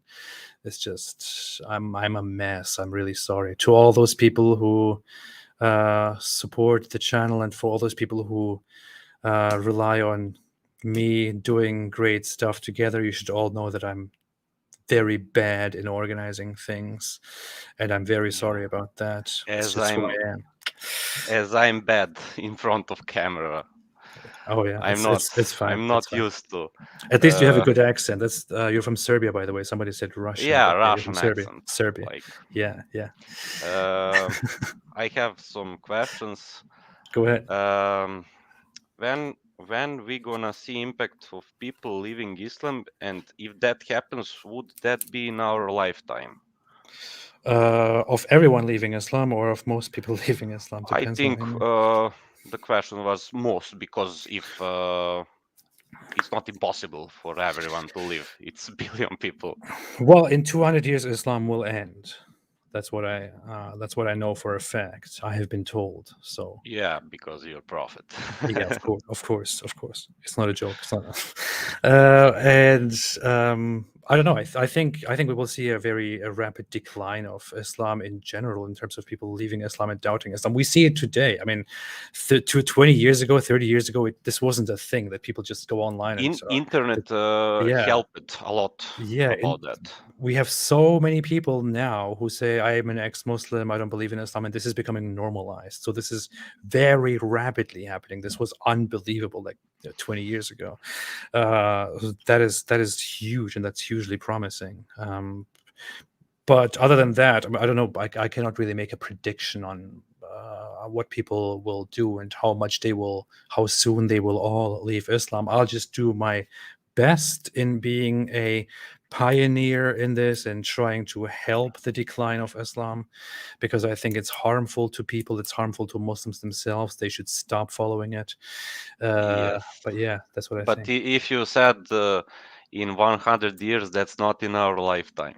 So yeah, well, that's sad. You have to live with that, ironically. Yeah. Yeah. One more, I think. Yeah, this is not a question. I think it's... Wait a minute. Are you connected with me on Discord, by the way? No. Okay, I didn't know that you had a Discord. I'll send you a message, but yeah, go ahead. Oh, thanks. This is not a question, but rather a conclusion. I think liberal West doesn't understand Islam because it was never under their rule. Like I mean about Western Europe and America. Yeah, I mean, you know what's very funny? The term Islamophobia is actually something that was used a long time ago in the West, not to point at a bad prejudice that people have toward Islam. I think the oldest usages of that term are actually in reference to people in the West having Yes. this fear that Muslim would any come. time Islamic forces could come, and Yes. they Yeah. considered it irrational phobia because they were like, okay, don't worry, don't worry, just do what you want, just go on with your stuff, don't I worry about didn't know about that. that. I thought Islamophobia is like fear of a Muslim conquering you. Yeah. So that's what it basically. I think that's what it implies. That's what it was in the past, because Western people were familiar with the fact that they are constantly clashing with the Islamic Empire and the Islamic Yes. Yes. caliphates. So people have this thing like, oh, we are going to be invaded, and they have this irrational fear of that, and that's what they called Islamophobia. Nowadays, the term Islamophobia is used completely differently and has nothing to do with the topic, and also does it complete injustice. People who lived back then, if they came and heard what people nowadays call Islamophobia, they would think, what the hell is going on? What's wrong? Yes. But yeah, I mean, the West is today largely unfamiliar with how Islam is, what it does, how it rules over society. Largely. Yeah, and yes, I think also a fact that Islam only came in the region of Andalusia, Spain, and Portugal. I think that's how peninsula is called. But I mean, they when Ottomans were ruling, they conquered Balkans. They were in today, I think, Hungary. They came in front of Vienna, and that's where they stopped. And Yeah. so some random Scandinavian guy can't know how it his literally his history Yeah, is not so with Muslims, yeah. But my history book is like a whole 7th grade about our slavery into Ottoman rule. Yeah, I told you before, I think I went to Serbia twice or 3 times or so. Yeah. And the one time I was near this this museum in Belgrade, and I mean, I saw that they had a lot of stuff about the past Ottoman history and the atrocities that were done.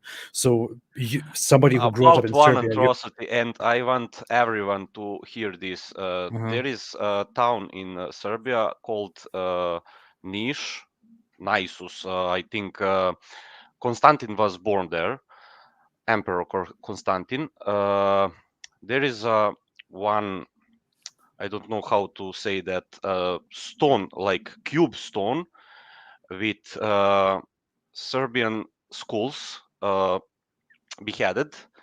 And it was like when it was built, like 200 years ago, there were 500 skulls in that stone. Its name is Čelekula, but as the time goes on, schools were ruined by time. But that Turkish people, I know, not Turkish, Ottoman, they built that to fear us, to fear them, yeah, to not uprise against them. That was the method of fear. Well, it's very strange. I mean, I'm of Turkish origin, and I got some Turkish education. I went to Turkey and got some history education there. And what you basically learn in school with your Turkish national pride is that all those people, those very few people, like the Bosnians, those who were good with the Ottoman Empire, who were who were close Yeah, to Islam. Bosnians They and were, Albanians. they were kinda. good. They were good, but all the others, the Serbians who were resistant to Islam and to Yeah, Ottoman Greeks, atrocity, they Bulgarians. were bad people. They were traitors and all that. The Greek Yeah, people were bad people. They were traitors, immoral we people. just conquered them, but they were bad, Yeah, very like bad. we took over their stupid Serbian country, but they just Yeah, wouldn't bow down to us. What yeah, is wrong with yeah. these people?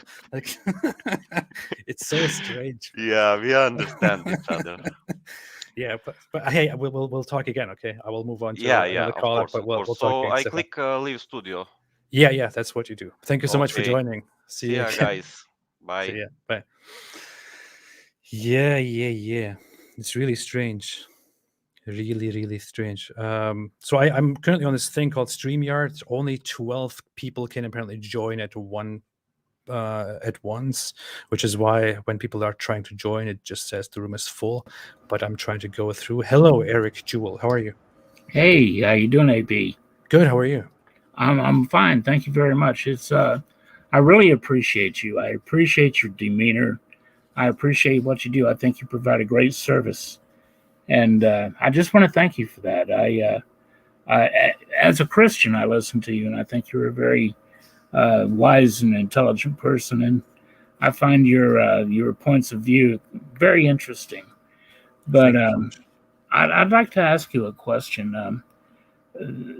Back around during the Obama administration, we were bringing in tons and tons, tens of thousands per month of Muslims that were fleeing other nations, and along with the rest of the world, Germany and France and etc. And our intelligence services were saying that we weren't screening people properly, and that at least 25% of the Muslims that were entering the country were radicalized. And that's coming from the CIA and the NSA. And so I was wondering, do you have an opinion on that? And do you have maybe a word of warning, or do you think that's overblown? Well, thank you so much. I really appreciate the question. I try not to make too many comments on political matters anymore. I kind of feel like I've tried to distance myself from that and just try to stick to matters regarding the religion and religious stuff. But if I may comment on that, it's not just the policy of accepting refugees and other people. It's in general, there is very little in America in terms of background checks that are done. And you would think that is not the case. You would think that America is a country that really, takes care of who is entering the country and who is leaving the country, but that's not really true. I mean, there's people come with green cards. People come with the green card lottery that, lots of people come that are extremely problematic and that are extremely anti-American. So what can you expect from an influx of refugees that come in? Of course, they will not be subject to proper checks. Many of them will arrive and will have extremely anti-West, anti-American sentiments. And I would not say that that we can just label those people who have such sentiments as exceptional extremists. You would have to talk much more deeply and much more carefully, much more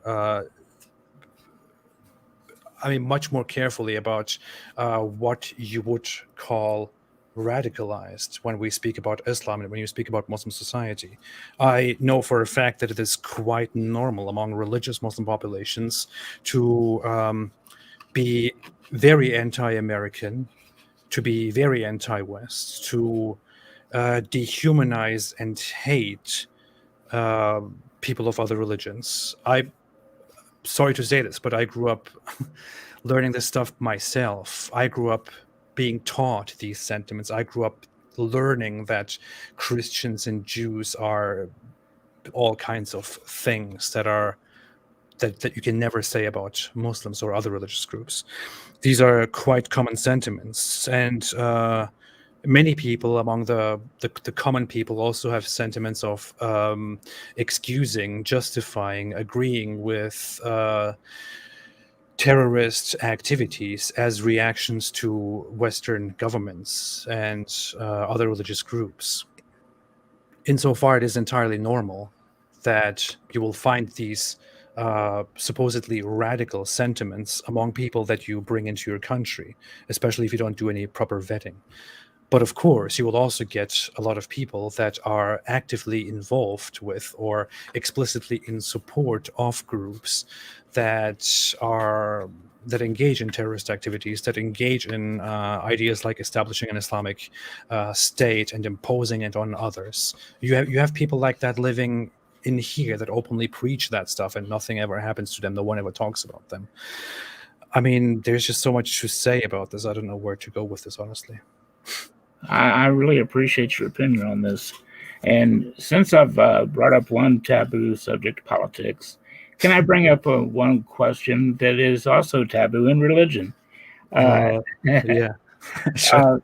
I was just wondering, given the huge, massive scope of the universe and the huge, massive scope of the things that we just don't know as humans, are there any particular things that make you wonder if possibly there is a God?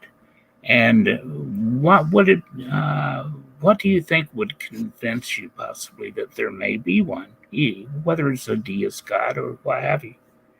It would be hard to say what would convince me. That's really a hard thing to say if you are not convinced.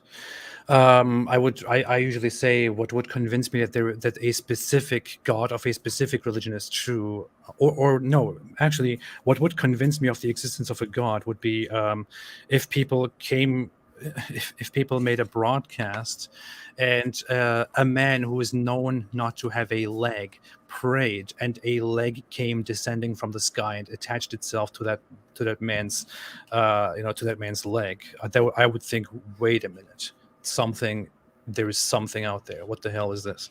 That's what I would think. But theoretically, I mean, there are certain things that, of course, make me think. I mean, when you think about the origin of existence, when you think about the best explanation that we have right now for the beginning of the universe, which is the Big Bang.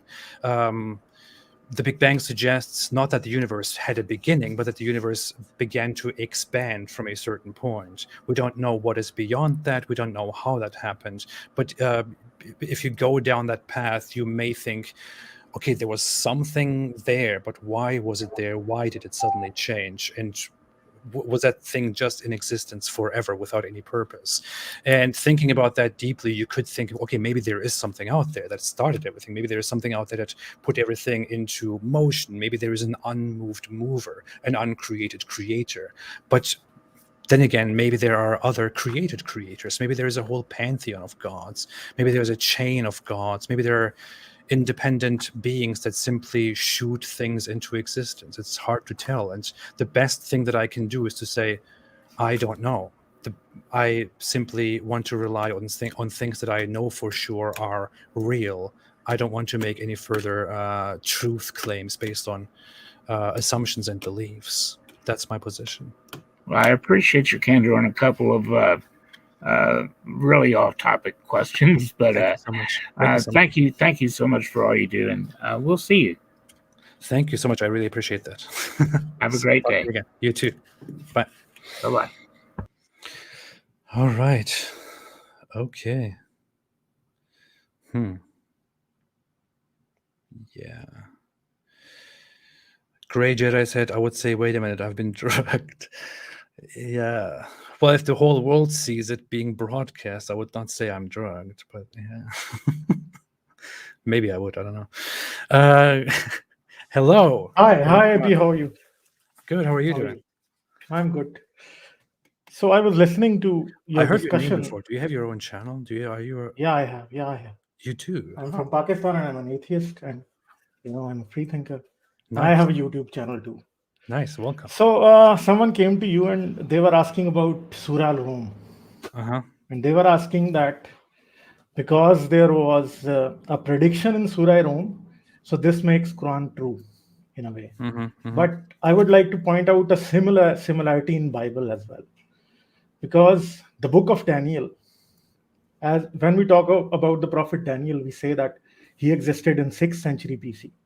And there are certain, prophecies in the book where a goat will rise from the west and would defeat a ram in the east, and people usually take it as a prophecy that tells about Alexander the Great and how he defeated the Persian Empire. But the Alexander the Great was in 4th century BC, and Daniel was in 6th century BC. But when was the book of Daniel written? It was written somewhere in the 2nd century before Christ. So the book that is telling the prophecy comes much later than the prophecy itself. So many people will try to tell you, okay, the book preceded Alexander the Great, but it did not. The book came much later. So I think similarly, we have a point here that even when Quran mentions that Heraclius defeated, Khusro II, that also comes maybe later, because 622 is the year when Prophet Muhammad migrates to Medina, and 622 is the year when Heraclius defeats Khusro II. So both the things are kind of contemporary, and it was not like the present day, because in present day we have newspapers and television and everything, and as the news keeps coming on, we just keep putting in our archives, and the websites have them and all of that. But in the past, whatever you see in books arrives much later. No one is writing contemporary history. Even today, historical books are not written contemporary. So mostly, if we talk about Quran, I think if Heraclius, his victory was upon the Persians, it also comes much later. Maybe it is written into Quran much later. Maybe someone would build some kind of Arabic legends about it, some poetry, and then that poetry would somehow make into Quran. So there's no way you can prove when exactly it came into existence, when exactly it was written, how it was written in the beginning. That's the thing. Yeah, but the earliest copies of Quran come much later. And maybe there are some copies that they say, like the Birmingham Quran, and maybe the other types of some manuscripts that are there, that they try to prove that Quran was, what you would say, Quran was written much earlier. But all of these manuscripts are maybe 1% or maybe 5% or 10% of the Quran. They are not, So the Quran truly comes at the time of, Abdul Malik. After that, we start to see proper Quran there. So, and another thing that is written about Alexander the Great in Quran is basically borrowed from Alexander's Romance of Alexander the Great that was written in Syriac, and that story makes into Surah Kahf, and all of those things, come down to that. And I would just like to make one other comment about this guy who came, and he was saying that Bible does not believe in flat Earth, and he gives a vague verse trying to prove that Bible. Sorry, my chair. Its lever just sometimes goes. So what happens is, when Bible says, and they try to prove that Bible does not believe in flat Earth, Bible believes in the same sense about Earth as the Quran has. Like in the book of Genesis, you see that on the first day God creates heaven and earth, and on the second day He creates the plants, and on the third day He creates something else, and on the third and fourth day He creates sun and moon. There's actually one difference, where because in the Quran, or according to Muhammad, in the beginning there was Allah, and He was on the waters, and then He created heavens and the earth. In the Bible, it's He creates the heavens and the earth, and then He is on water. So it's hard to tell. There's a similarity. Difference, but there is a similarity. There's a similarity because on the fourth day, sun and moon are created, and in Quran also, on the first day, the earth is there. Then God creates the mountains. Allah creates the mountains. Then on the third day again, God creates the sun and moon. So in every one of these mythologies, these Abrahamic mythologies, what we see is that sun and moon are created after things which are present on the planet Earth. So we know that mountains were there much after then when the sun was created, because Earth was created 4.6 billion years ago. Sun was also created at the same time. But the true mountains started to exist only maybe 10 million years after the formation of Earth. And similarly, Bible makes the mistake where the plants are created much earlier than the sun and the moon. And that's all absurdity, and it does not make sense at all. And in many places in the Bible, it is written that earth is fixed and it is immovable, and Quran also similarly makes the same mistake. So both of these books are just ancient mythology, and it's ancient pseudoscience. That's all. I mean, That's it is part of a series of old creation myths that people have held. There are different types of creation myths, and they share many different aspects, such as that different beings that precede or that pre-exist before humans come together and build on a cosmic water that existed before everything existed. They built a land so that humans can walk on it, and then there are many other lands and many other worlds and islands on this water, and there's a firmament above us, and there's water above the firmament. Bible and so on. mentions the firmament many times. Quran also. These are qualities that are found in different creation myths, and what is found in biblical texts is simply one of those creation myths, which is known as the Can I point out a from few? nothing issue, which also shares some of those aspects. Where again, it says for example, the whole issue of the firmament and separating the waters above from the waters below. It's This is what happens in the Bible. So I'll just add one more point, and then I will leave. Like the story of Noah is taken from the Epic of Gilgamesh, where there's this guy Utanapashtim, who is basically the Noah in the Sumerian myths, and then the biblical creation story where man is created from clay. That is also kind of reminds us a lot about Enki, Enlil, and Enuma Elish. It tells us about that because there the Mesopotamian gods make human beings out of clay. So and the Quran copies from Bible copies from the earlier myths. So all of this, religion is basically copyright violation and ancient plagiarism. So that's all. That's what I wanted. I think as far as I've seen, there is not complete agreement on where exactly the origin of the whole issue of the flood is. I think the best understanding, the latest idea of it is that the flood story or the flood myth is a myth that is found in different sources. No one can really point at where it originates and what came before the other, but it is something that existed in different cultures that seem to have existed long before the biblical account of it.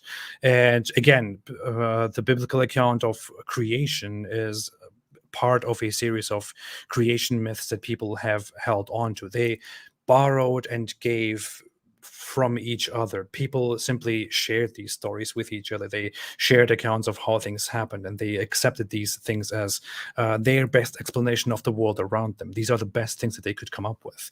I mean, as said, in my opinion, this is simply a way of humans trying to become more intelligent and trying to explain the world around them, trying to make sense of it. And I find it nice. I find it fascinating. I find it amazing, indeed. But you have to recognize that it's just a product of human imagination. Maybe there is some remnant of this post-Ice Age floods, maybe somewhere. Maybe somehow someone remembers something about that. Yeah, we don't know. We don't know. Okay, AP, you are doing great work. I wouldn't take much more of your time. Thank you so much. I appreciate more it. Power to you. Okay, thank you. Thank you. Then. Thank Bye. you. See you. All right. That was nice. Did I just click somebody away by mistake? I don't know. I feel like there are some people waiting that have been like in the middle of this waiting list forever. Maybe I'm just taking too long. I'm very sorry, guys. But here I have somebody who's waving at me right now. Hello, Treefort Shreds. Hey, can you hear me all right? Yes, I hear you. Hi. Hey, how you doing? Good. How are you? I got the same respect for you everybody else has here, man. You're really providing a dialogue for people that have no dialogue. Thank you so I was much. born and raised in Canada. Who don't like me? I don't understand. Where are all the people who hate me? Well, here's the thing. I'm actually interested in having a discussion with someone that has as much upbringing and knowledge about Islam as you do, but is free to talk about it. You see, I grew up in a town that's Islamic, even though I'm in Canada. It's pretty much Islamic. And the city I moved to is like, they're just dumping like refugees over here. And so I have some perspective on it and understanding of what it's like to live with it. But so here's one thing I wanted to mention before I bring it up. Sure. The guy that said, is it genetic to be Islamic or to resist it and all that stuff? I really want to talk to a lot of your guests. Yes, it fucking is. Look, what happened is a bunch of Muslim invaders came to your fucking country, killed all the fucking men, had sex with everyone that's left, and completely deleted the culture. Let's tone down the language. I want to keep the language. I'm sorry. You're absolutely right. But here's the thing. Your people, like, that's still in your blood. You know, it's just a religion. You know what I mean? Your people is still in your blood and it's still strong. But you have to understand where that rage comes from. And Islam gives you a direction. Here's the thing. And it leads into, this is why Islam is so perfect. It's so perfect. It's so perfect because if you read it, it's all double talk. Yeah. And it's so perfect because it's the same language we use in business. Business is all double talk, and we're all about business in 2021. That's why it's so easy to recognize it. Though my perspective is the first book, all right, the Old Testament, the Jewish religion, is the human account of what we saw, interactions with the guy that made us. Mm-hmm. The next book is the Bible, our interactions with the guy that's the son of the guy that made us. And the next book, which also in some way it did happen, but it's the third one is our interaction with the bad guy. Mm-hmm. All right, because so much I come across when it comes to Islam, and perspectives don't fucking mean anything to me unless you're telling me from outside perspective, because inside it's all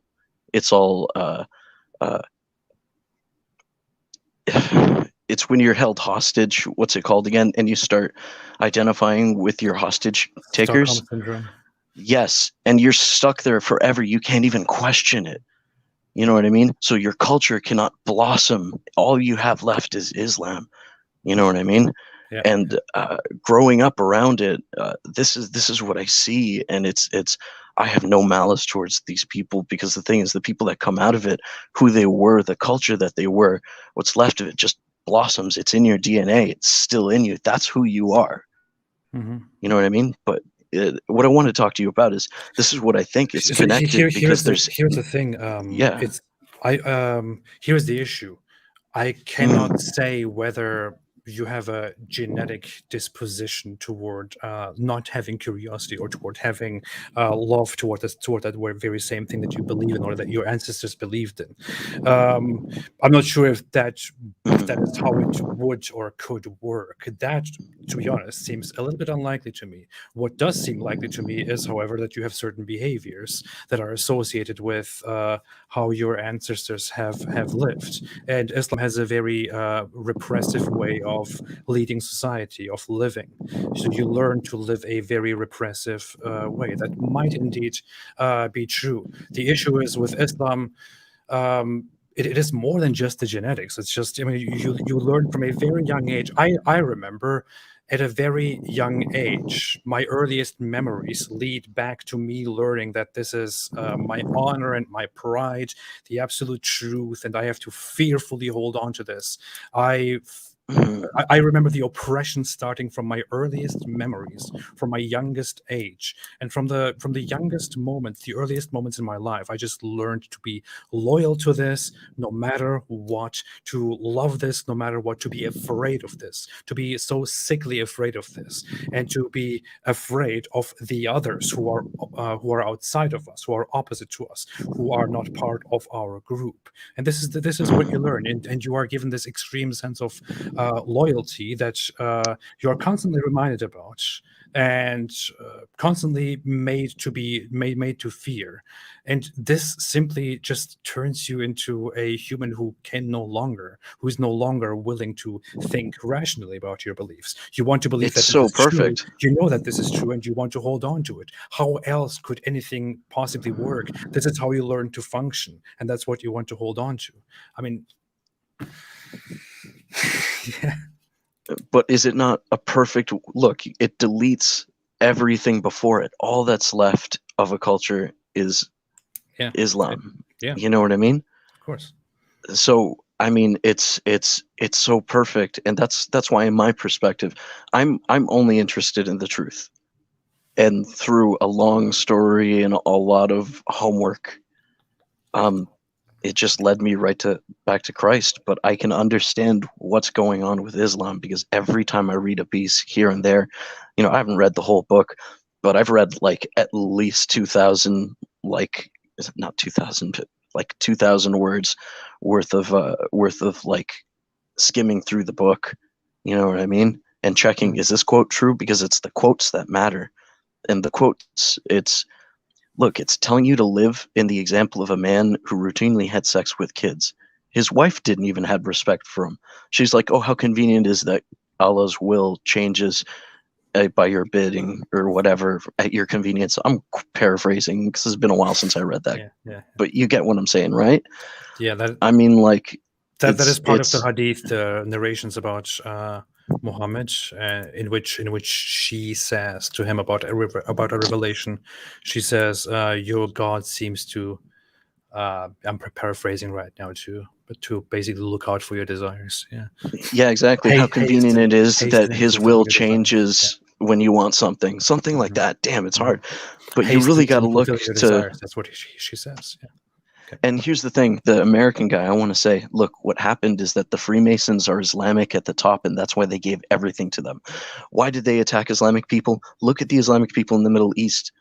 It's when they don't have people different enough, they go after the guy that practices the hadith. Okay, that's the extra that we don't believe in. We got to go after that guy. Hey, is this guy Sunni? Is this guy slightly lighter skinned than me? The Freemasons are Islamic 1,000. They leave the evidence everywhere. Look, it's fucking everywhere. That's a conspiracy theory. Sir, I would love to talk to you about it because I have enough to go to court. I'm not playing around. I don't mess with that new age bullshit. Go to the court. You mean the court that's got their logos everywhere? Sir, fantastic. Of course, you can. It could be open to the public, and you can pursue that. I mean, it's just conspiracy theory. It's like I would love for you to test me on anything I say for a long time, and I just feel like that's a very easy low target to blame. It's not a low target. They're everywhere. They sign their work everywhere, and some of their signatures are Islamic. I'm sorry, but so much of it is, but they're aware of the perspective that I have, that the devil is responsible for the third book, the Quran. That's why the Quran is so perfect. Yeah. It is poetry.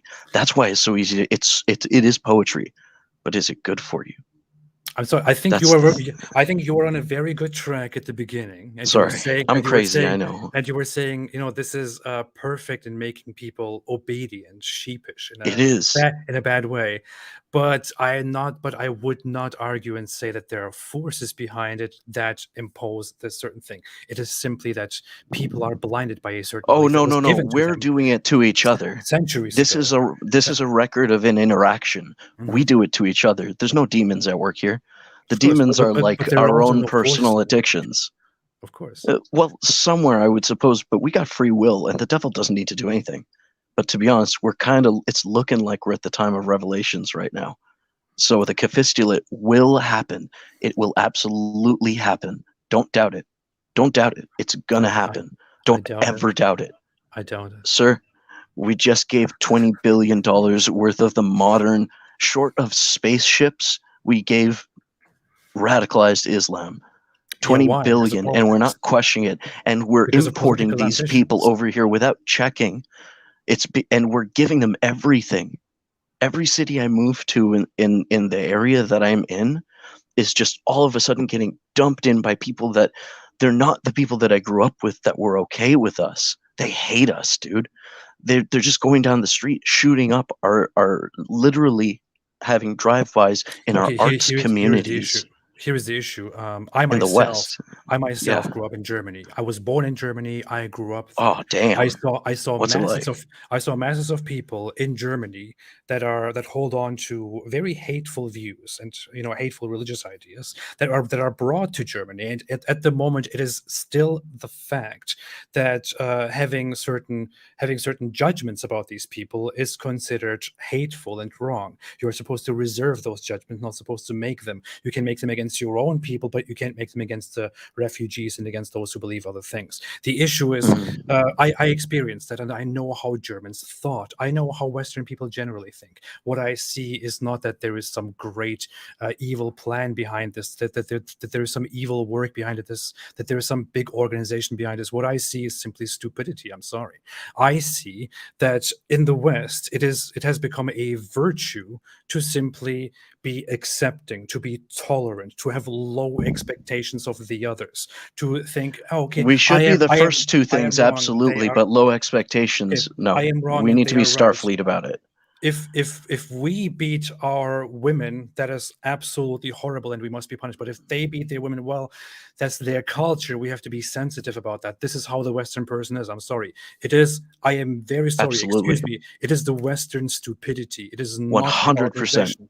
It is not an organization. It's not an evil. It's not a demon. It's not some great force at play. It's the stupidity that people have in the West. If people approached the situation rationally and judged everyone in the world truly as they judge themselves, if they judged everybody equally, people would not be able to do such stupid things as we do them today. We wouldn't have the bigotry of low expectations, where we judge our own kind for mild things and don't judge others for evil stuff. We wouldn't have these double standards where we criticize Christianity, but we don't criticize Islam because it's Islamophobic. We would be looking at things fairly and rationally and reasonably. In the West, people have this false sense of virtue signaling by being as irrationally tolerant and irrationally understanding and irrationally low with their expectations as possible. And that is, I'm sorry, stupidity. As possible. Not a Keyword, absolutely true. No, I'm 100. Look, I can't disagree with you on any of that. Good times make soft people. Hard times make hard people. And we've been soft for too long. That's the problem. And the problem is that this is how this culture can infiltrate it. It gets put into our school to be too liberal. And here's the thing.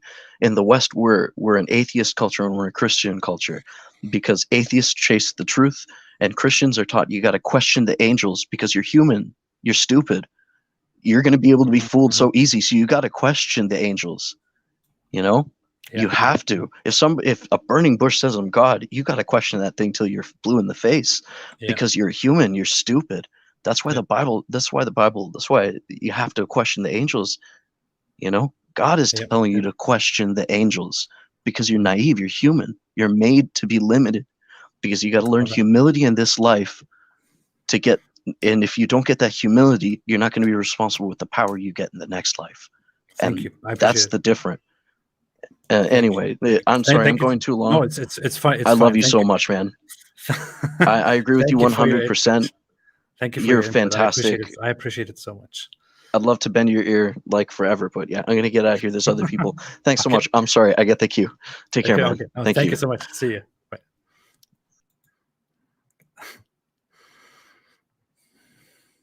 All right.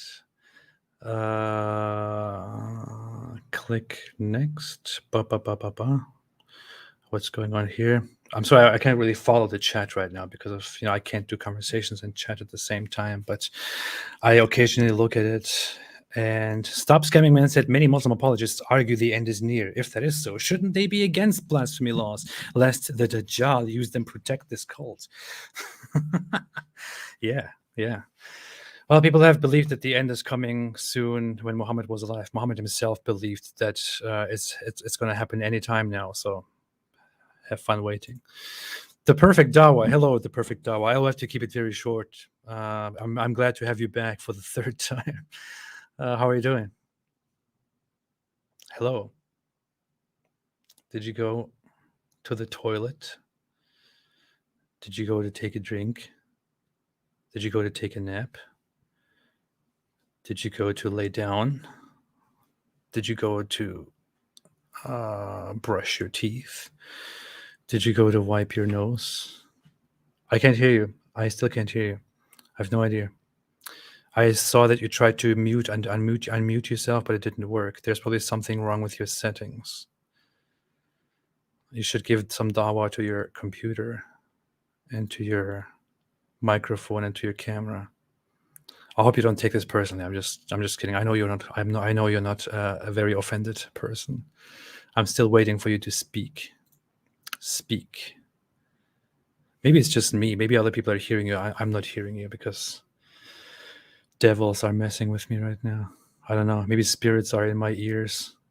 Spirits are blocking my. Hi, oh, hello. Hi. Hi. How are you doing? It's good that you I'm fine, stopped me. thank you. Sorry.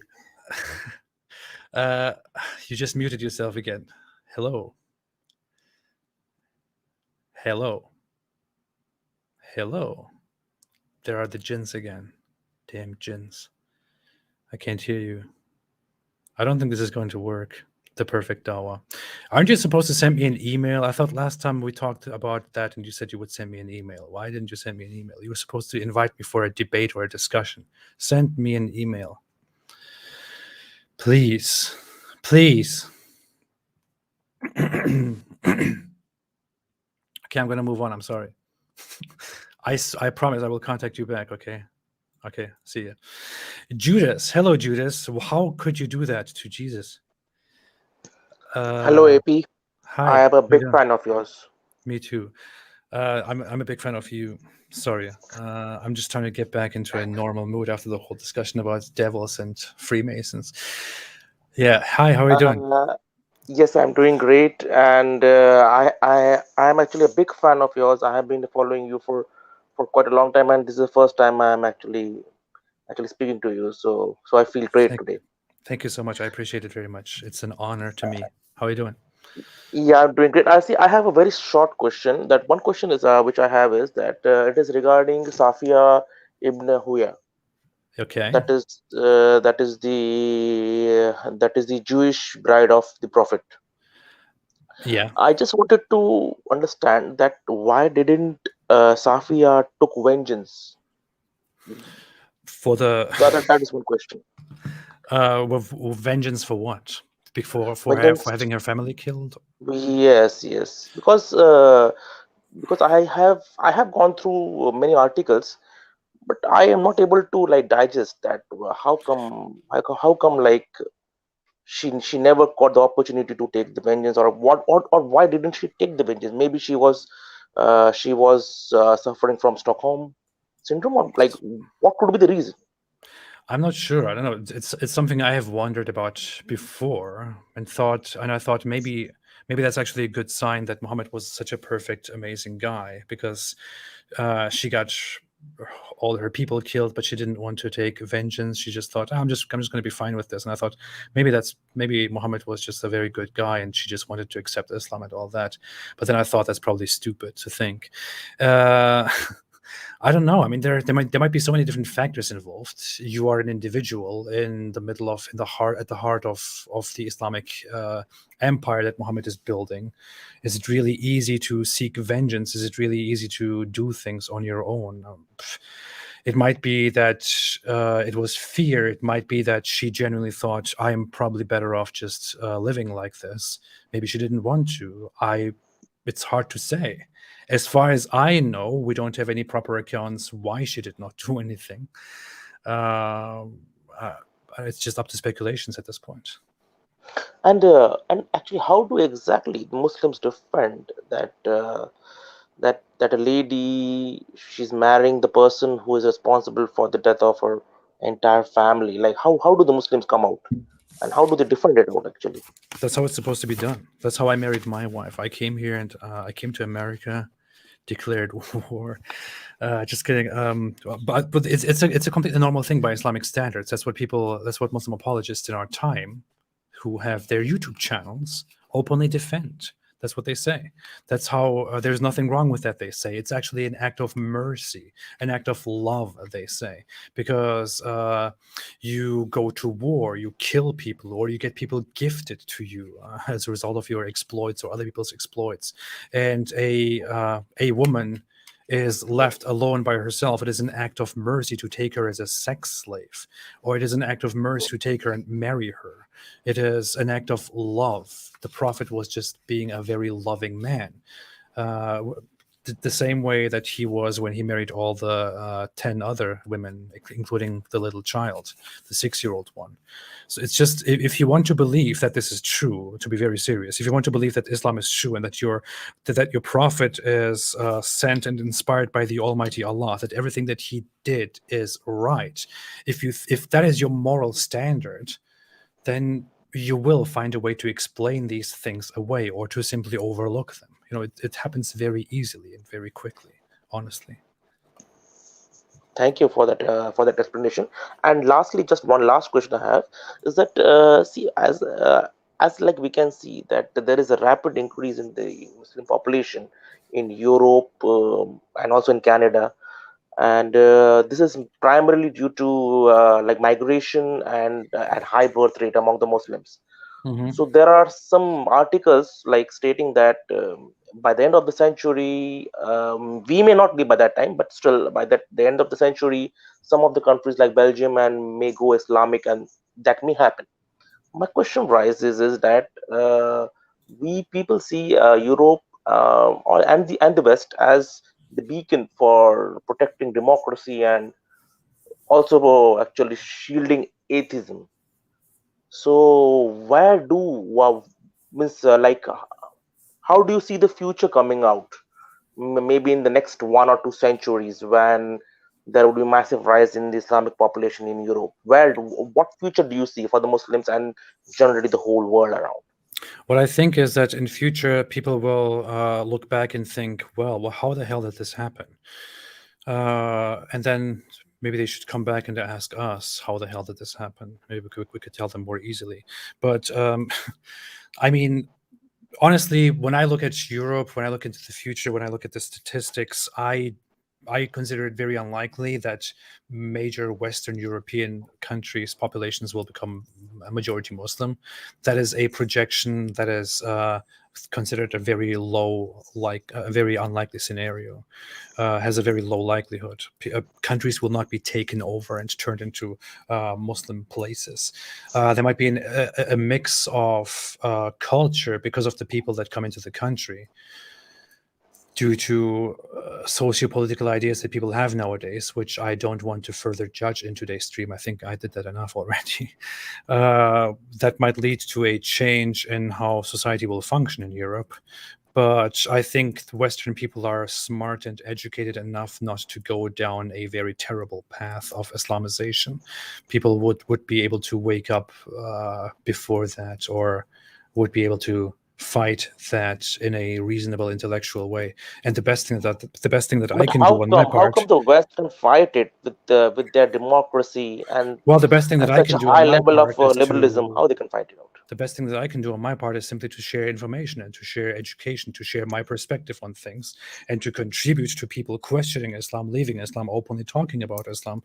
That's all I can do, and that's what people should do. People should increase their education levels on certain things that they are dealing with. I don't know what to say about this. I mean, I don't want to engage in any, theories of how terrible the future will be and for what reason it will be terrible. I'm not too pessimistic, honestly. I have much more hope about the future. I can simply humbly give my advice and tell people to, see the truth as it is. I know I'm being very vague right now. It's just I don't know what else to say about this topic today and on this stream. Thank you, AP. Thank you very much for actually giving me time. And I am a big fan of you. I became atheist, and I give the entire credit to you. I have been actually listening to you for a very long time. But this is the first time I came and I spoke to you, so I'm very happy for that. Thank you so much. I really appreciate that, Judas. And I'm sorry for if my response was not very satisfying. I just realized how it feels to say so much without saying anything.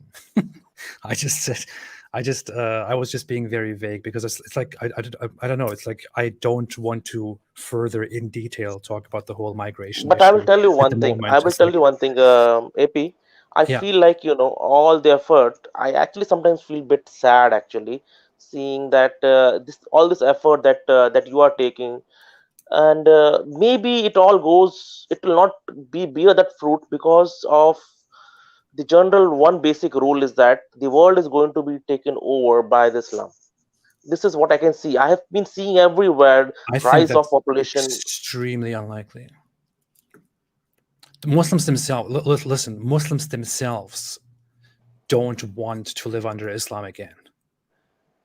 Muslims themselves don't want to go back. Ask Muslims in the world, they don't want to. They don't want to become more Islamic than they are. The most Islamic that they want to become, even in Afghanistan, most people want to live under an Islamic system, in an Islamic state. But what they mean by that is not to live under the Taliban. What they mean by that is to live under a much more mild Islamic system. And I have to tell you, the Taliban is not even Islamic enough if we want to look at the situation objectively. Islam is much more extreme than that.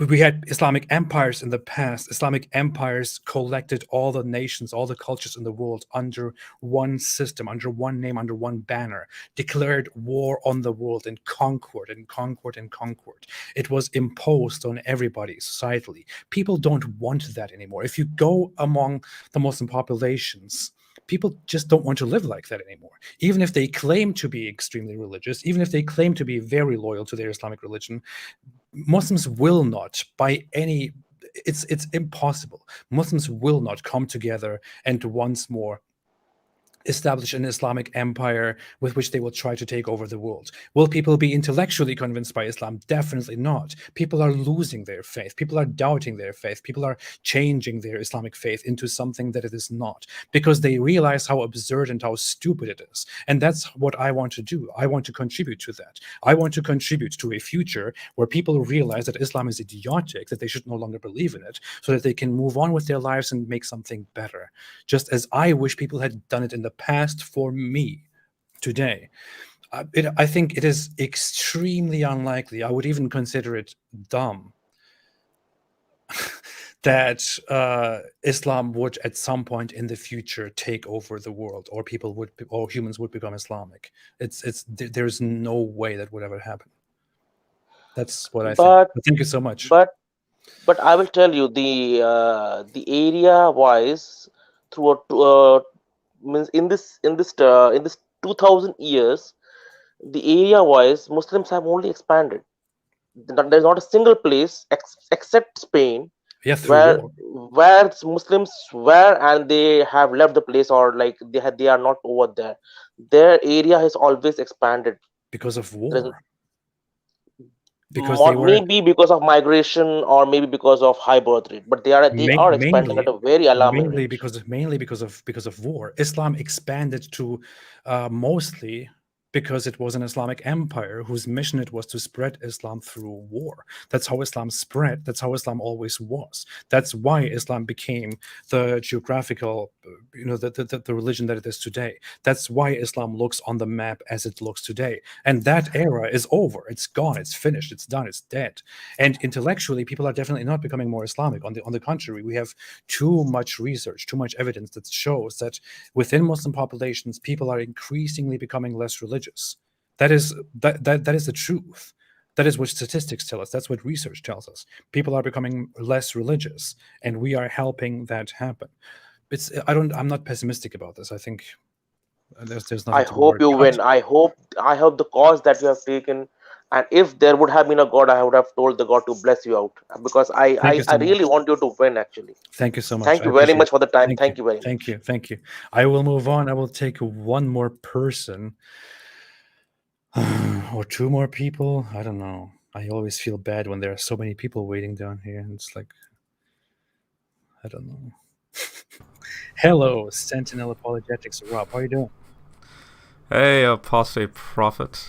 I'm doing well. You have an Australian fan over here. Oh, thank you. So, I appreciate that. If there's an Australian raven that happens to yank itself out on the windowsill, don't worry, it's not a cat.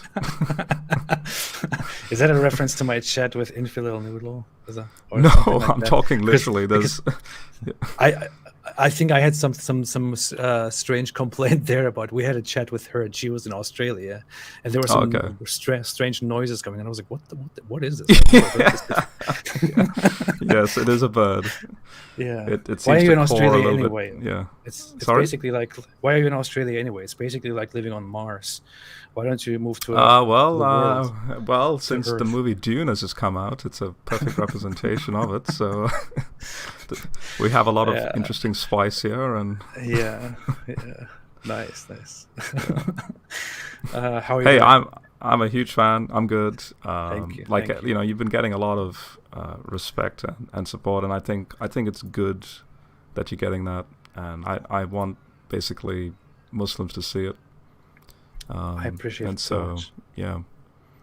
But I'm a Christian, and I'm actually good friends with Pine Creek, and Okay, I've seen I you have to found kick it. you out of here.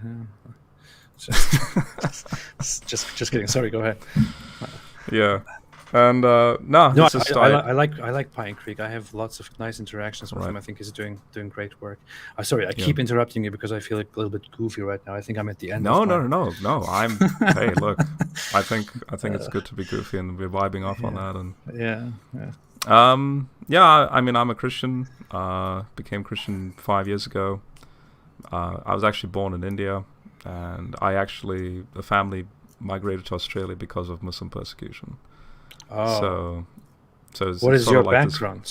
Your ethnic religious background? What is that? Well, European family, European descent. Okay. But like a big mix of Europe. But say Church of England. Oh, I see. But I was born in '88 and left at the age of 9.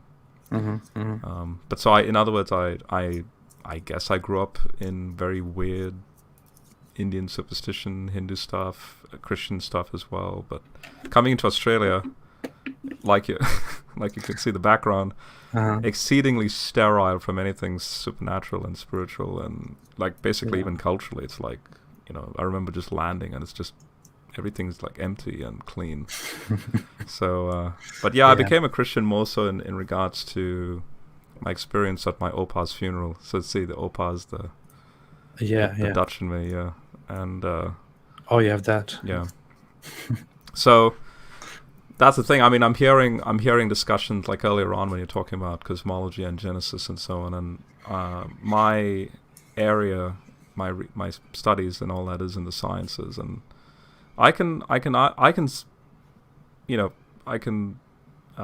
faithfully argue that after looking into the scholarship in regards to the Bible, in regards to its cultural context, so like the ancient Near Eastern cosmology and so on, I can say that I think it's the logic and purpose of God to accommodate himself with the cultural times. Now, I know you speaking as an ex-Muslim, maybe that was communicated to you with respect to the Quran and the culture, but I want to argue that the gentleman that spoke about copyright galore taking place through all these ancient texts. Well, the Quran doesn't really have any unique say in this, because the Quran is 600 years removed from what was originally established. And what I find interesting, so at the funeral, this is something to sort of like, to give you a quick reason why I became Christian, I asked 2 questions that led into this investigation into the biblical text. If God exists, what is the most efficient way he can reveal himself? And since I was the last person to touch my opa's forehead and close the casket, touching his forehead immediately changed any sort of sad emotions into literally an analytical, like, what the heck is this? You know, he's just an empty vessel now. And the pastor, would tell the church, hey, he's at the right hand of God. And my atheist friends would say, he's living on through your memories. Both giving a subjective response and saying somehow he's living on. So my question was, if God exists, what's the most efficient way he can reveal himself?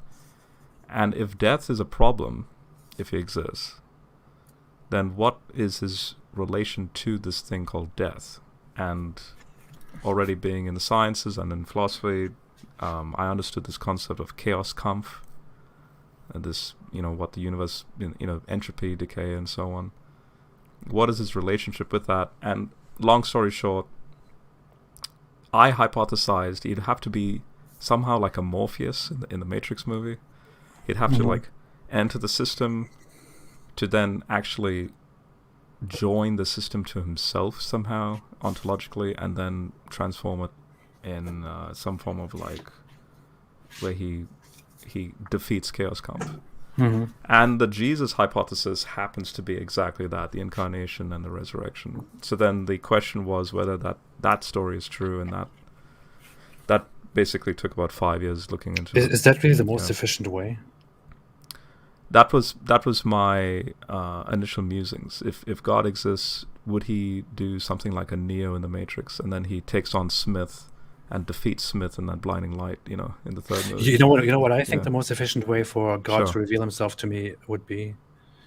It would be to appear to everybody simultaneously in their minds, and to start speaking to them, or to appear in the sky surrounding the earth such a way that it is undeniable that there is something out there, not up, but surrounding the entire earth, that he would speak to us immediately, or that he is objectively, undeniably there in existence, revealing himself and communicating with us, because anything else is subjective and relies on a lot of trust, on a lot of faith, on a lot of you have to trust that a certain man came down to do a certain thing that really didn't need to be done, and it was witnessed by certain people, was orally transmitted and written down by certain people. We cannot verify who these people were. We cannot really verify the authenticity of who wrote these things. You might say we have good reason to agree that the texts are authentic and that they were actually written by those people who we think wrote them. But again, that is simply your interpretation, simply your assessment of the situation. It relies, again, on subjective experience and on trust, on faith. Then you have to trust that they were actually telling you the truth. You have to trust that that was truly preserved, and that the texts that you have in your hand today are indeed those texts, are indeed reports of true witnesses. You have to rely on quite a big leap of faith in order for God to reveal himself to you. I think a much more efficient way would be that he just comes here and reveals himself to me, so that nobody can deny it, and nobody will have to analyze it and prove it. This is like the Quran. Like Muslims say, the Quran has been perfectly preserved because of this and this and this and this.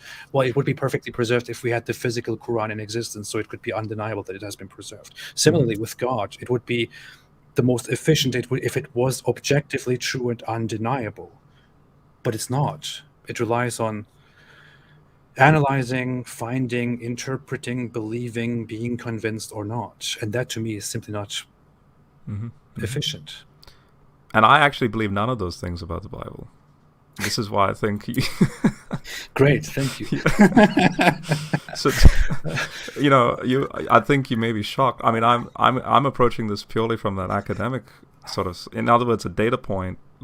Okay, if God exists, right? So when I ask that question, say if he were to pop, and I actually thought about this at the funeral, if he was to pop into the room, hey, I'm here. I had like an epiphany moment that, wait, he requires belief in his existence for salvation, and that doesn't make any sense. Like, think about it. He pops. Okay, I'm here. Because whether he pops into the room or not, the fact is he's existing regardless. Like Morpheus in the Matrix. Whether he's outside the Matrix or in the Matrix, he exists. My realization was what he does with, how he interacts with the system. If there's any problems that he needs to solve, so to speak, what does he do? And with respect to what he does, how do you then engage that data point? So in other words, when Jesus, in the stories, when he approaches certain people, he's like, all right, follow me. Which, by the way, Morpheus asks Neo that. He takes a red pill and the first words is follow me. And it's this language of then having him as an archetypal identity to follow, I find far more fascinating than just the mere ontological existence. And it's like, okay, now that you know that I exist, I'll be satisfied, and You see, I was looking at it differently, that and the main, you see, it's not so much his existence. It's the question is, what's the most efficient way he can reveal himself? But then the second question is this chaos conf question, and that is the primary question I had, and that is, if he does exist, what has he done to solve it? And in my opinion, out of all the religions that I've looked at, not exhaustively, but with sufficient detail, I find the Christian God to be the one, as John Stott puts it in The Cross of Christ, where you can have Buddha's face. It's just this big smile on his face, and it's like, people. It's just an idol. But then you look at that wretched man on hung on a cross, becoming a curse, and he's taking on chaos conf and defeating it. Here's the issue. I have many issues. I have many problems. Sure. Literally. Why? Why would all of this happen? Why would it happen initially? Why would there be something to solve to begin with? I mean, there are many issues that I have with the entire idea of. You mean chaos conf? Of the one God. Why? I mean, we are talking about a God who has a will, who is perfect, who doesn't need anything, who is perfect by his own nature, by his own. So that's by his own point very number one. I nature. agree with. Yep. Okay, Yep. by his own very nature. Mm-hmm. Then he decides to create humans. Do you agree with that? Mm-hmm. He decides to So create I'm a humans. I'm a theistic evolutionist, but I hold to Adam and Eve as well. So I fit into that. Yeah, fine. Yeah. So he wants to create humans to, for some reason, you would call it, I don't know, he wants to create them because he wants them to experience his glory. He wants to create them because he likes to create humans, because he wants to have humans created, and so on. Fine. If you go ahead and say, if you want to go ahead and say, okay, there is no reason to question why he creates humans, if you want to accept his reasoning for creating humans, let's go ahead with that. But why then not simply make it a perfect system? Why create a system where there is a struggle, where he requires faith, where humans go through a long history that has nothing to do at all with the entire God story? I mean, if you look at our history, our theologies that we are talking about right now, these are things that have been around for just for a couple thousand years, that are absolutely nothing, invisible compared to the history of the universe as we know it so far. Why put all of this into existence? Why put the suffering and the evil into existence if you don't like it? If all you want to create is good and love and greatness, why not simply go ahead and create that good and the lovely stuff? Why not create the heaven, or whatever it is, whatever you believe in? Why not just create that heaven, and why not create those beautiful beings that you want to create into that heaven, instead of creating a system where humans will be subjected to a certain chaos that you yourself detest, by the way, and then you have to intervene in order to save them from that? It just doesn't seem to make sense to me. Excellent questions. All questions I asked as well.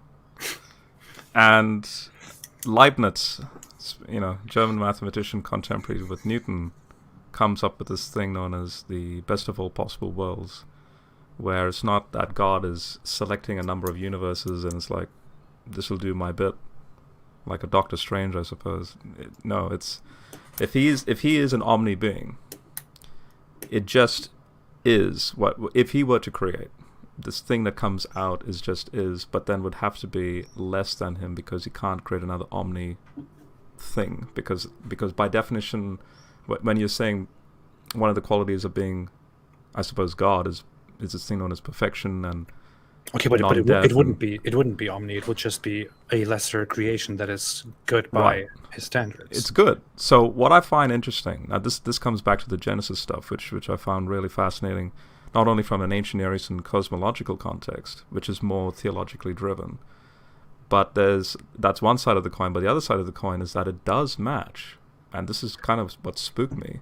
And by the way, I'm not saying Muslims do the same thing here with the Quran, because I know the Quran is not scientifically accurate. But the Genesis 1 account does give, through a chronological epoch sort of sense, corresponding with natural history, with Earth's natural history for the last 4.5 billion years and so on. But but just quickly before going into that, I just want to say Genesis 1 starts with chaotic conditions. Genesis 1 verse 2. You already have chaos conf language with respect to the sea, but God is bringing function to it. And well, he merely creates and shapes things, so I don't really see that there. Leibniz's point is if God is by definition perfect, and whatever comes out of him is not him, so it's less than him, so that means what is natural to the system is unnatural to his ontology. So in other words, what is unnatural to him is chaos conf, but it's natural to our system of things, right? So then the desire then is what the early church called, and that is theosis, or glorification, where if he were to join his ontology to this reality, this is where I find evolution to be a perfect fit with this.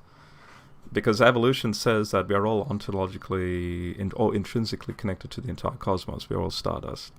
So if the Jesus story is true, then the Logos that becomes flesh, in that hypostasis, his divine nature is joining to the entire cosmos. His human body is the cosmos. And in the resurrection, he's not just resurrecting man. That one act is actually infecting the entire cosmos, and that's why Revelation 21 ends by saying, I see a new heaven and new earth, and there's no more sea. The sea language there is chaos in the ancient world. I see what you're saying and where you're going. I'm looking at it just from the data point, and I'm thinking this is incredible. Like the issue is, it very much sounds to me like you're applying limits to God, to what God can and cannot do by definition, or what God's creation can and cannot be. That's what it looks like to me. I mean, the question doesn't seem answered. The question that I initially asked, which is, what is the point? Why not simply do this? Doesn't seem answered. It simply seems like we are trying to explain it away without actually answering the point of the question. Why would it have to happen this way? If God, the Almighty, who has his will and who does whatever he wills, who has no restrictions, no limits, he's the most perfect being, everything is his creation, he could, by definition, simply bring a certain thing into existence exactly as he wants it to exist. Why go through the whole process? It's not necessary, is it? But is it necessary? Is God bound by that? Does God have to abide by certain limits? But what we do know is the universe is 13.8 billion years old. We do know that the Earth is 4.5662 billion years old. We do know that humans arise about 300,000 years ago, migrate into the Persian Gulf around 70,000 years ago, and during the youngest dry ice event, which is about 12 to 15,000 years, a meteorite hitting Greenland that raises sea levels, end of last ice age. That is literally the Genesis story. Pre-humans in Genesis 1, humans in Genesis 2 in the Persian Gulf. Noah's flood is that Persian Gulf flooding.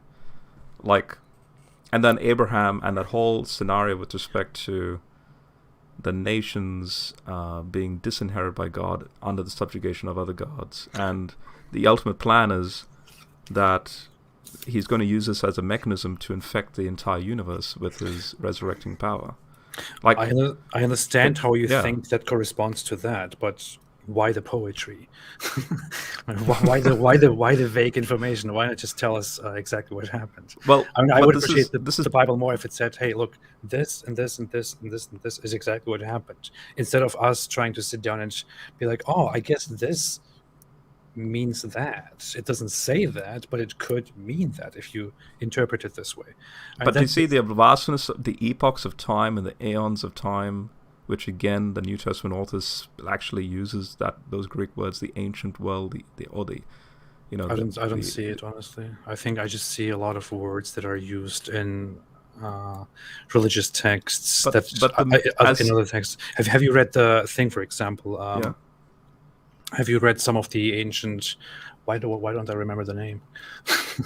The Sumerian text. Yeah. Oh, definitely. You see the language that is being used in there. I find that literature that corresponds directly. In fact, this is the thing. Like when the other guest came on and spoke about this copyright stuff, there is no such thing as copyright like the scholars themselves would say that that is a wrong way of looking at it. Like, for example, in Proverbs 22, a lot of fundamentalist Christians won't like this, but it's true.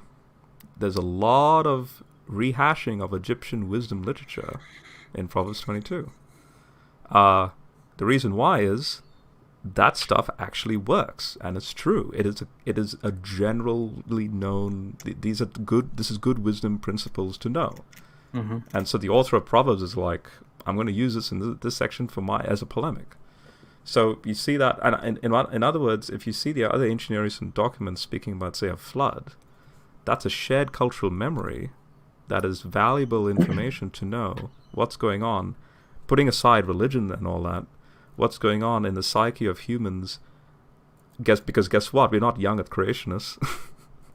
We, anthropologists that hold to the ancientness of humanity and the earth, and that with respect to evolution and migration patterns, we expect to see phenomena taking place in a geographical sense in relation to their movements and so on, and then that springs up all these myths. And I'm suggesting, as Tolkien suggested, that Christianity is the true myth.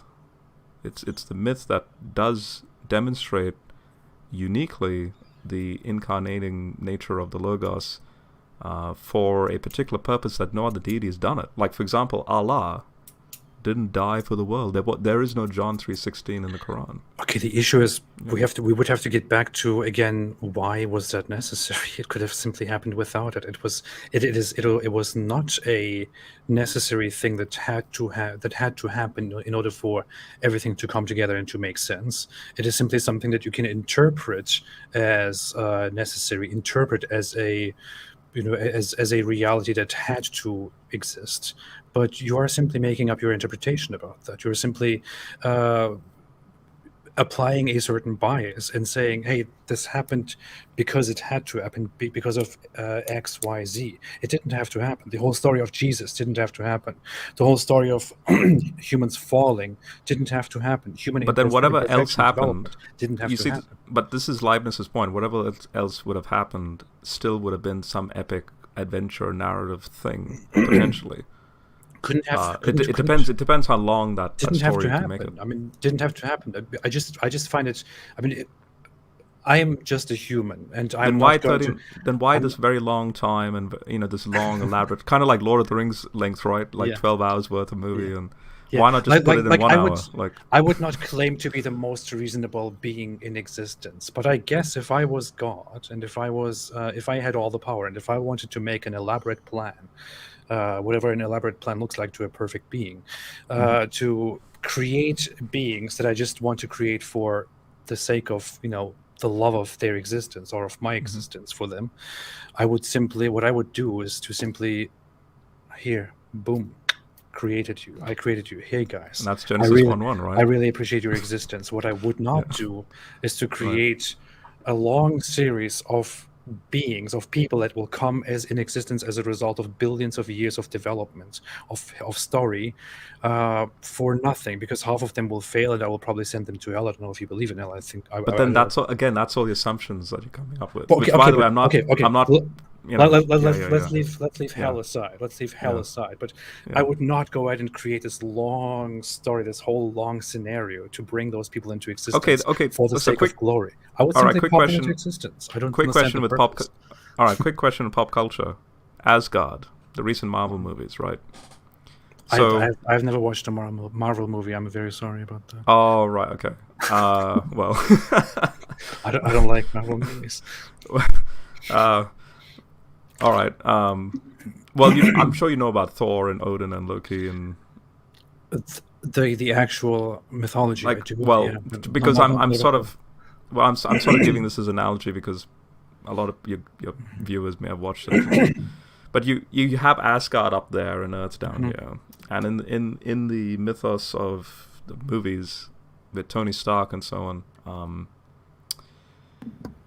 by the time you have Thor coming down and doing his stuff like in Avengers, there's this remark he gives of like, you people are puny and tiny and petty, and the point is that that's technically the biblical narrative as a whole. Like, okay, you are having an issue with God going through this very long process and blah, blah, blah, blah, blah. But as Genesis says, and as science also affirms, humans are very recent, 200,000 years. And if God exists, and if there is a council of gods alongside him, then it's just like that with respect to Odin, Thor, and Loki, where they're having a discussion about things, more important things than our interaction right now. But then, again, the Christian message is Odin himself comes down to sort of do the, to kill off Thanos. I appreciate that. And Thanos is death in the Greek language, so... I appreciate that, but I feel like it would be more consistent with the idea of the one God who creates us for the glory, for all of the mythology and the characters not to exist, but for God simply to do what he can do by himself without having all the drama and all the story going on. Well, I feel like we could approach the situation by saying the story of the Bible makes sense, but we could also just ask, wait, is such a story necessary at all? I don't think so. I don't think it's necessary. I don't think there's reason. If you want to believe it, you will find ways to explain it and to, you will find ways to rationalize it and to justify it. But I just don't think it's as reasonable to begin with. And can I ask one question? Sure, go for it. Yeah. If you were born By the way, China, I'm absolutely enjoying the discussion. Me too. As expected, you're a great guy, and this is just showing it to the world. Yeah. Thank you. I would have normally said thank you. I have to move on, but I'm really stuck here right now. It's nice. Just one question. The ASMR voices are. It's good for a change. Yeah. If you are born in China, and you were not born into a Western European family, and you did not migrate. You did not leave China and move to Mars or somewhere else. If you were born in China and you lived there all your life as a regular Chinese person, and nobody around you believed in Christianity, and Christianity was not even a question that people asked, do you think you would still end up becoming a Christian? End up becoming Christian. I would say they are saved in whatever they are in. But would you still end up becoming a Christian? No, I wouldn't. No. But here's where it gets interesting. So 2010 I started this journey. That was when Opal passed. 2015 I became Christian. 2016, 2017 I started to delve into the whole, let's see what happens with, as a Christian now, engaging with people of other cultures and so on. I had a lot of friends in the engineering department that were Chinese, and they kept coming up with this concept of the Tao. And I was like, okay, you know what? Here's another area. I'm a brand new Christian, but here's an area where it's dawned on me that the Great Commission is a pretty daunting thing. I mean, that in itself is a remarkable something you can put to the test. Like if I went back in time and I told Jesus, hey Jesus, go into all the world and preach the gospel, make disciples. You are a Middle Eastern guy. You mean to tell me this Semitic religion is going to be applicable to those in the Far East? Which, by the way, they didn't, as far like the farthest westernmost point was Spain in their time, and so they didn't know anything about beyond Spain, right? So then what astonished me was that in the Chinese Bible, when the missionaries went to China, some of my Chinese friends pointed out to me that their concept of the Tao is something like an immaterial, like a Star Wars Force-ish. What they say is, if you can describe the Tao, then it is not the Tao. Exactly. There's very much in contradiction with the Christian understanding, though. Right. It is so other. You cannot define it. Right. Because it's so other. But if you're talking about a semantic range overlap, say if you wanted to communicate, if you had, say, the Greek language and you wanted to communicate Greek into Chinese, whether simplified or traditional, the closest word you can get with respect to the word word, which is the word logos in Greek, is the word Tao. So without realizing it, the missionaries weren't actually doing this purposely. They were just doing it purely because of translational issues. But they translated John 1:1. Instead of saying, in the beginning was the Word, and the Word was with God, and the Word becomes flesh, they said, in the beginning was the Tao was with God, and the Tao becomes flesh, which you can well imagine the Chinese guy going, the Tao tabernacles? And, you know, if you can go on into that, like, hypostasis. And, well, my issue with the whole China question would be, I will speak for you, I'm very sorry, but sure. If you were born in China and you lived there as a Chinese person, you would not become a Christian. And if you did not become a Christian, you would hold on to your own ideas, to your own philosophy, to your own worldview, which you could most likely, if you became just as passionate, you could find ways to defend and rationalize your own worldview just as much as you can defend and rationalize your Christian worldview as you have it right now. By which I do not mean to say you can rationalize everything equally, therefore everything is false. What I mean to say by this is, isn't it clear that you can see how easy it is to be convinced that your own beliefs are true, and that you can find very convenient ways to justify and rationalize them? Just because you can do that, that does not mean that they are necessarily true. It simply means that you, as an intelligent human, are capable of doing that, which doesn't say much about whether your beliefs are true or not. It says more about you than about your beliefs, honestly, in my opinion. But also, do you see me? Okay, I'll just say it bluntly.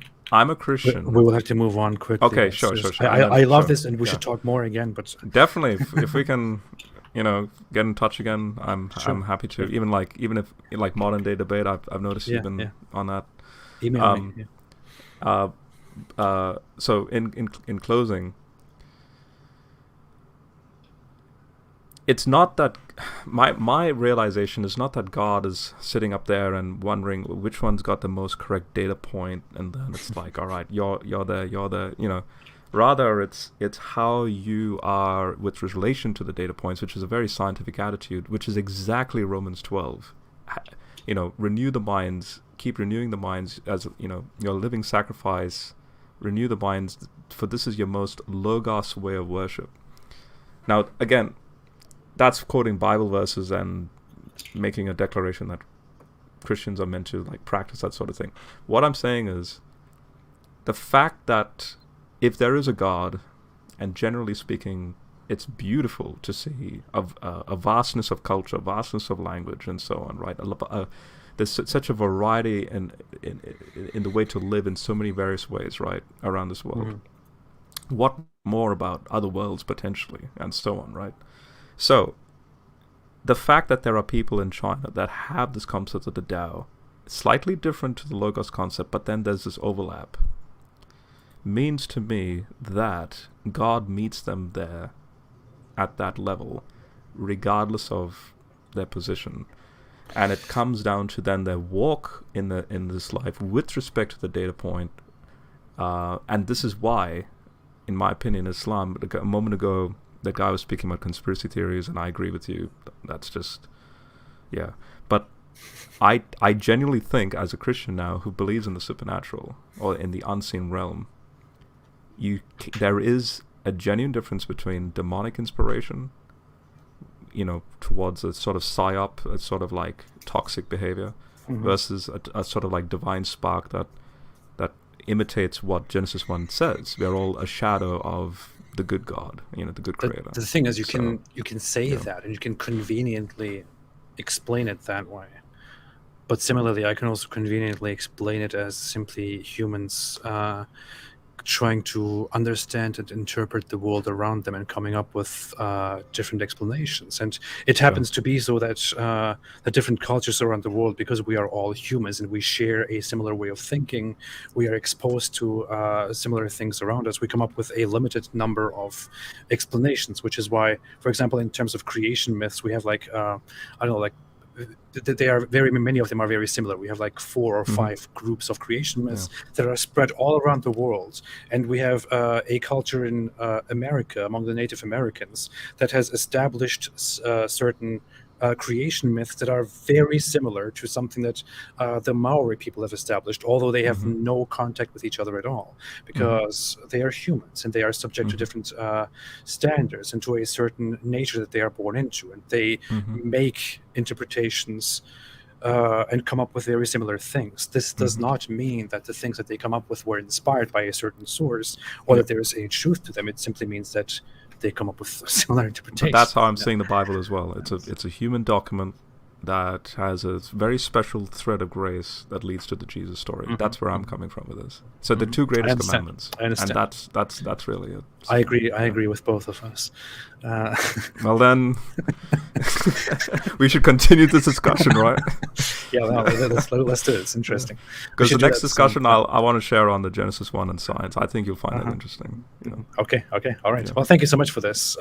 This was very unfair, by the way. I took so much time talking to you that I... Hey, Apostate. And I apologize as well out there, but I was waiting patiently. Yeah. So, yeah. Thank you so much. I appreciate it. See you again. See you, mate. All right. Wait. All right. Boy. I know I have tons of people waiting here, but I really can't take anyone else. It's been 3 hours. I wanted to give it a 2. I thought maybe nobody will call, nobody will want to talk to me, but people just keep coming. I don't know why. Just kidding. I spend too much time here. I'm very tired, and I normally want to keep this at 2 hours because otherwise it will not be watchable. But thanks everyone for coming. I quickly want to go through the super chats. Everybody else who's waiting, I'm very sorry. I will not be able to accept any more guests, but hopefully next time, and I want to make this more frequently, maybe with some co-hosts here. I will quickly read the super chats. I don't want to lose them here. And after we are done with that, I will have to leave and take care of my children. Somebody became a member of the channel. I have no idea who that is because my screen is blocked by some weird YouTube pop-up. I have no idea. Mikul15 became a new member. Welcome to the club. Orlando Cruz made a super chat and said, greetings from another infidel from Miami. Keep the good work, a puss. May Allah guide you and help you to free more souls from the heresies of Muhammad. Thank you. Uber Scheiser said, hey, AP, what are your thoughts on Jordan Peterson having Mohammed Hijab on his podcast? The loonies are jumping for joy and saying Joe Rogan is next. I think it's a fantastic opportunity, actually. I recently talked with somebody about that just yesterday. I will share some more stuff about that very soon. I find it a good development. Zagros Ozkan made a super chat and said, you people pay up your jizya or you shall suffer the gazab of apostate prophet. Thank you. Orlando Cruz, oh my God. Okay. I cannot read more super chats. I will just thank everybody. Zagros Ozkan, thank you. Orlando Cruz, thank you. Farhati, thank you so much. I wanted to say thank you for your arguments. I used them against my family and they were speechless. I'm glad. I'm happy. Thank you so much. Jordan Grech became a member. Zagros said, have you seen Dr. Abdul Majid's last video where he talks about destiny? I haven't watched it. I will have a look. Kali became a member. Welcome. Jenny Elf made a super sticker. How I See It made a super chat. Jörg Asmussen made a super chat. Nikolai K made a super chat. Thank you so much. Jörg Asmussen made another super chat. Thank you so much. Erkin Alpgunay, thank you for being here. TJ Talks, Stop Scamming Man, thank you. Zagros Ozkan, Mr. Monster made a super chat and said, the Illuminati is not Islamic, they are actually Knights Templar. Please stop it. Stop Scamming Man said, many Muslim apologists argue that the end is near. I read that before, I think. And made another super chat. David Anaya became a member. Matt made a super chat. Jörg Asmussen and Wizard of Frobos said, the God thingy is social distancing. Yeah, Oh yeah, that's why people turn to God. Is that what you're saying? Funny. All right, thanks everybody. Have a fantastic day. Thank you so much for joining. I'm way too late for the rest of my day. I'm very tired. See you again. Talk to you again soon. I just recorded a video before the stream. I will probably publish that tomorrow or so. Have a fantastic day and night wherever you are, and stay away from Islam.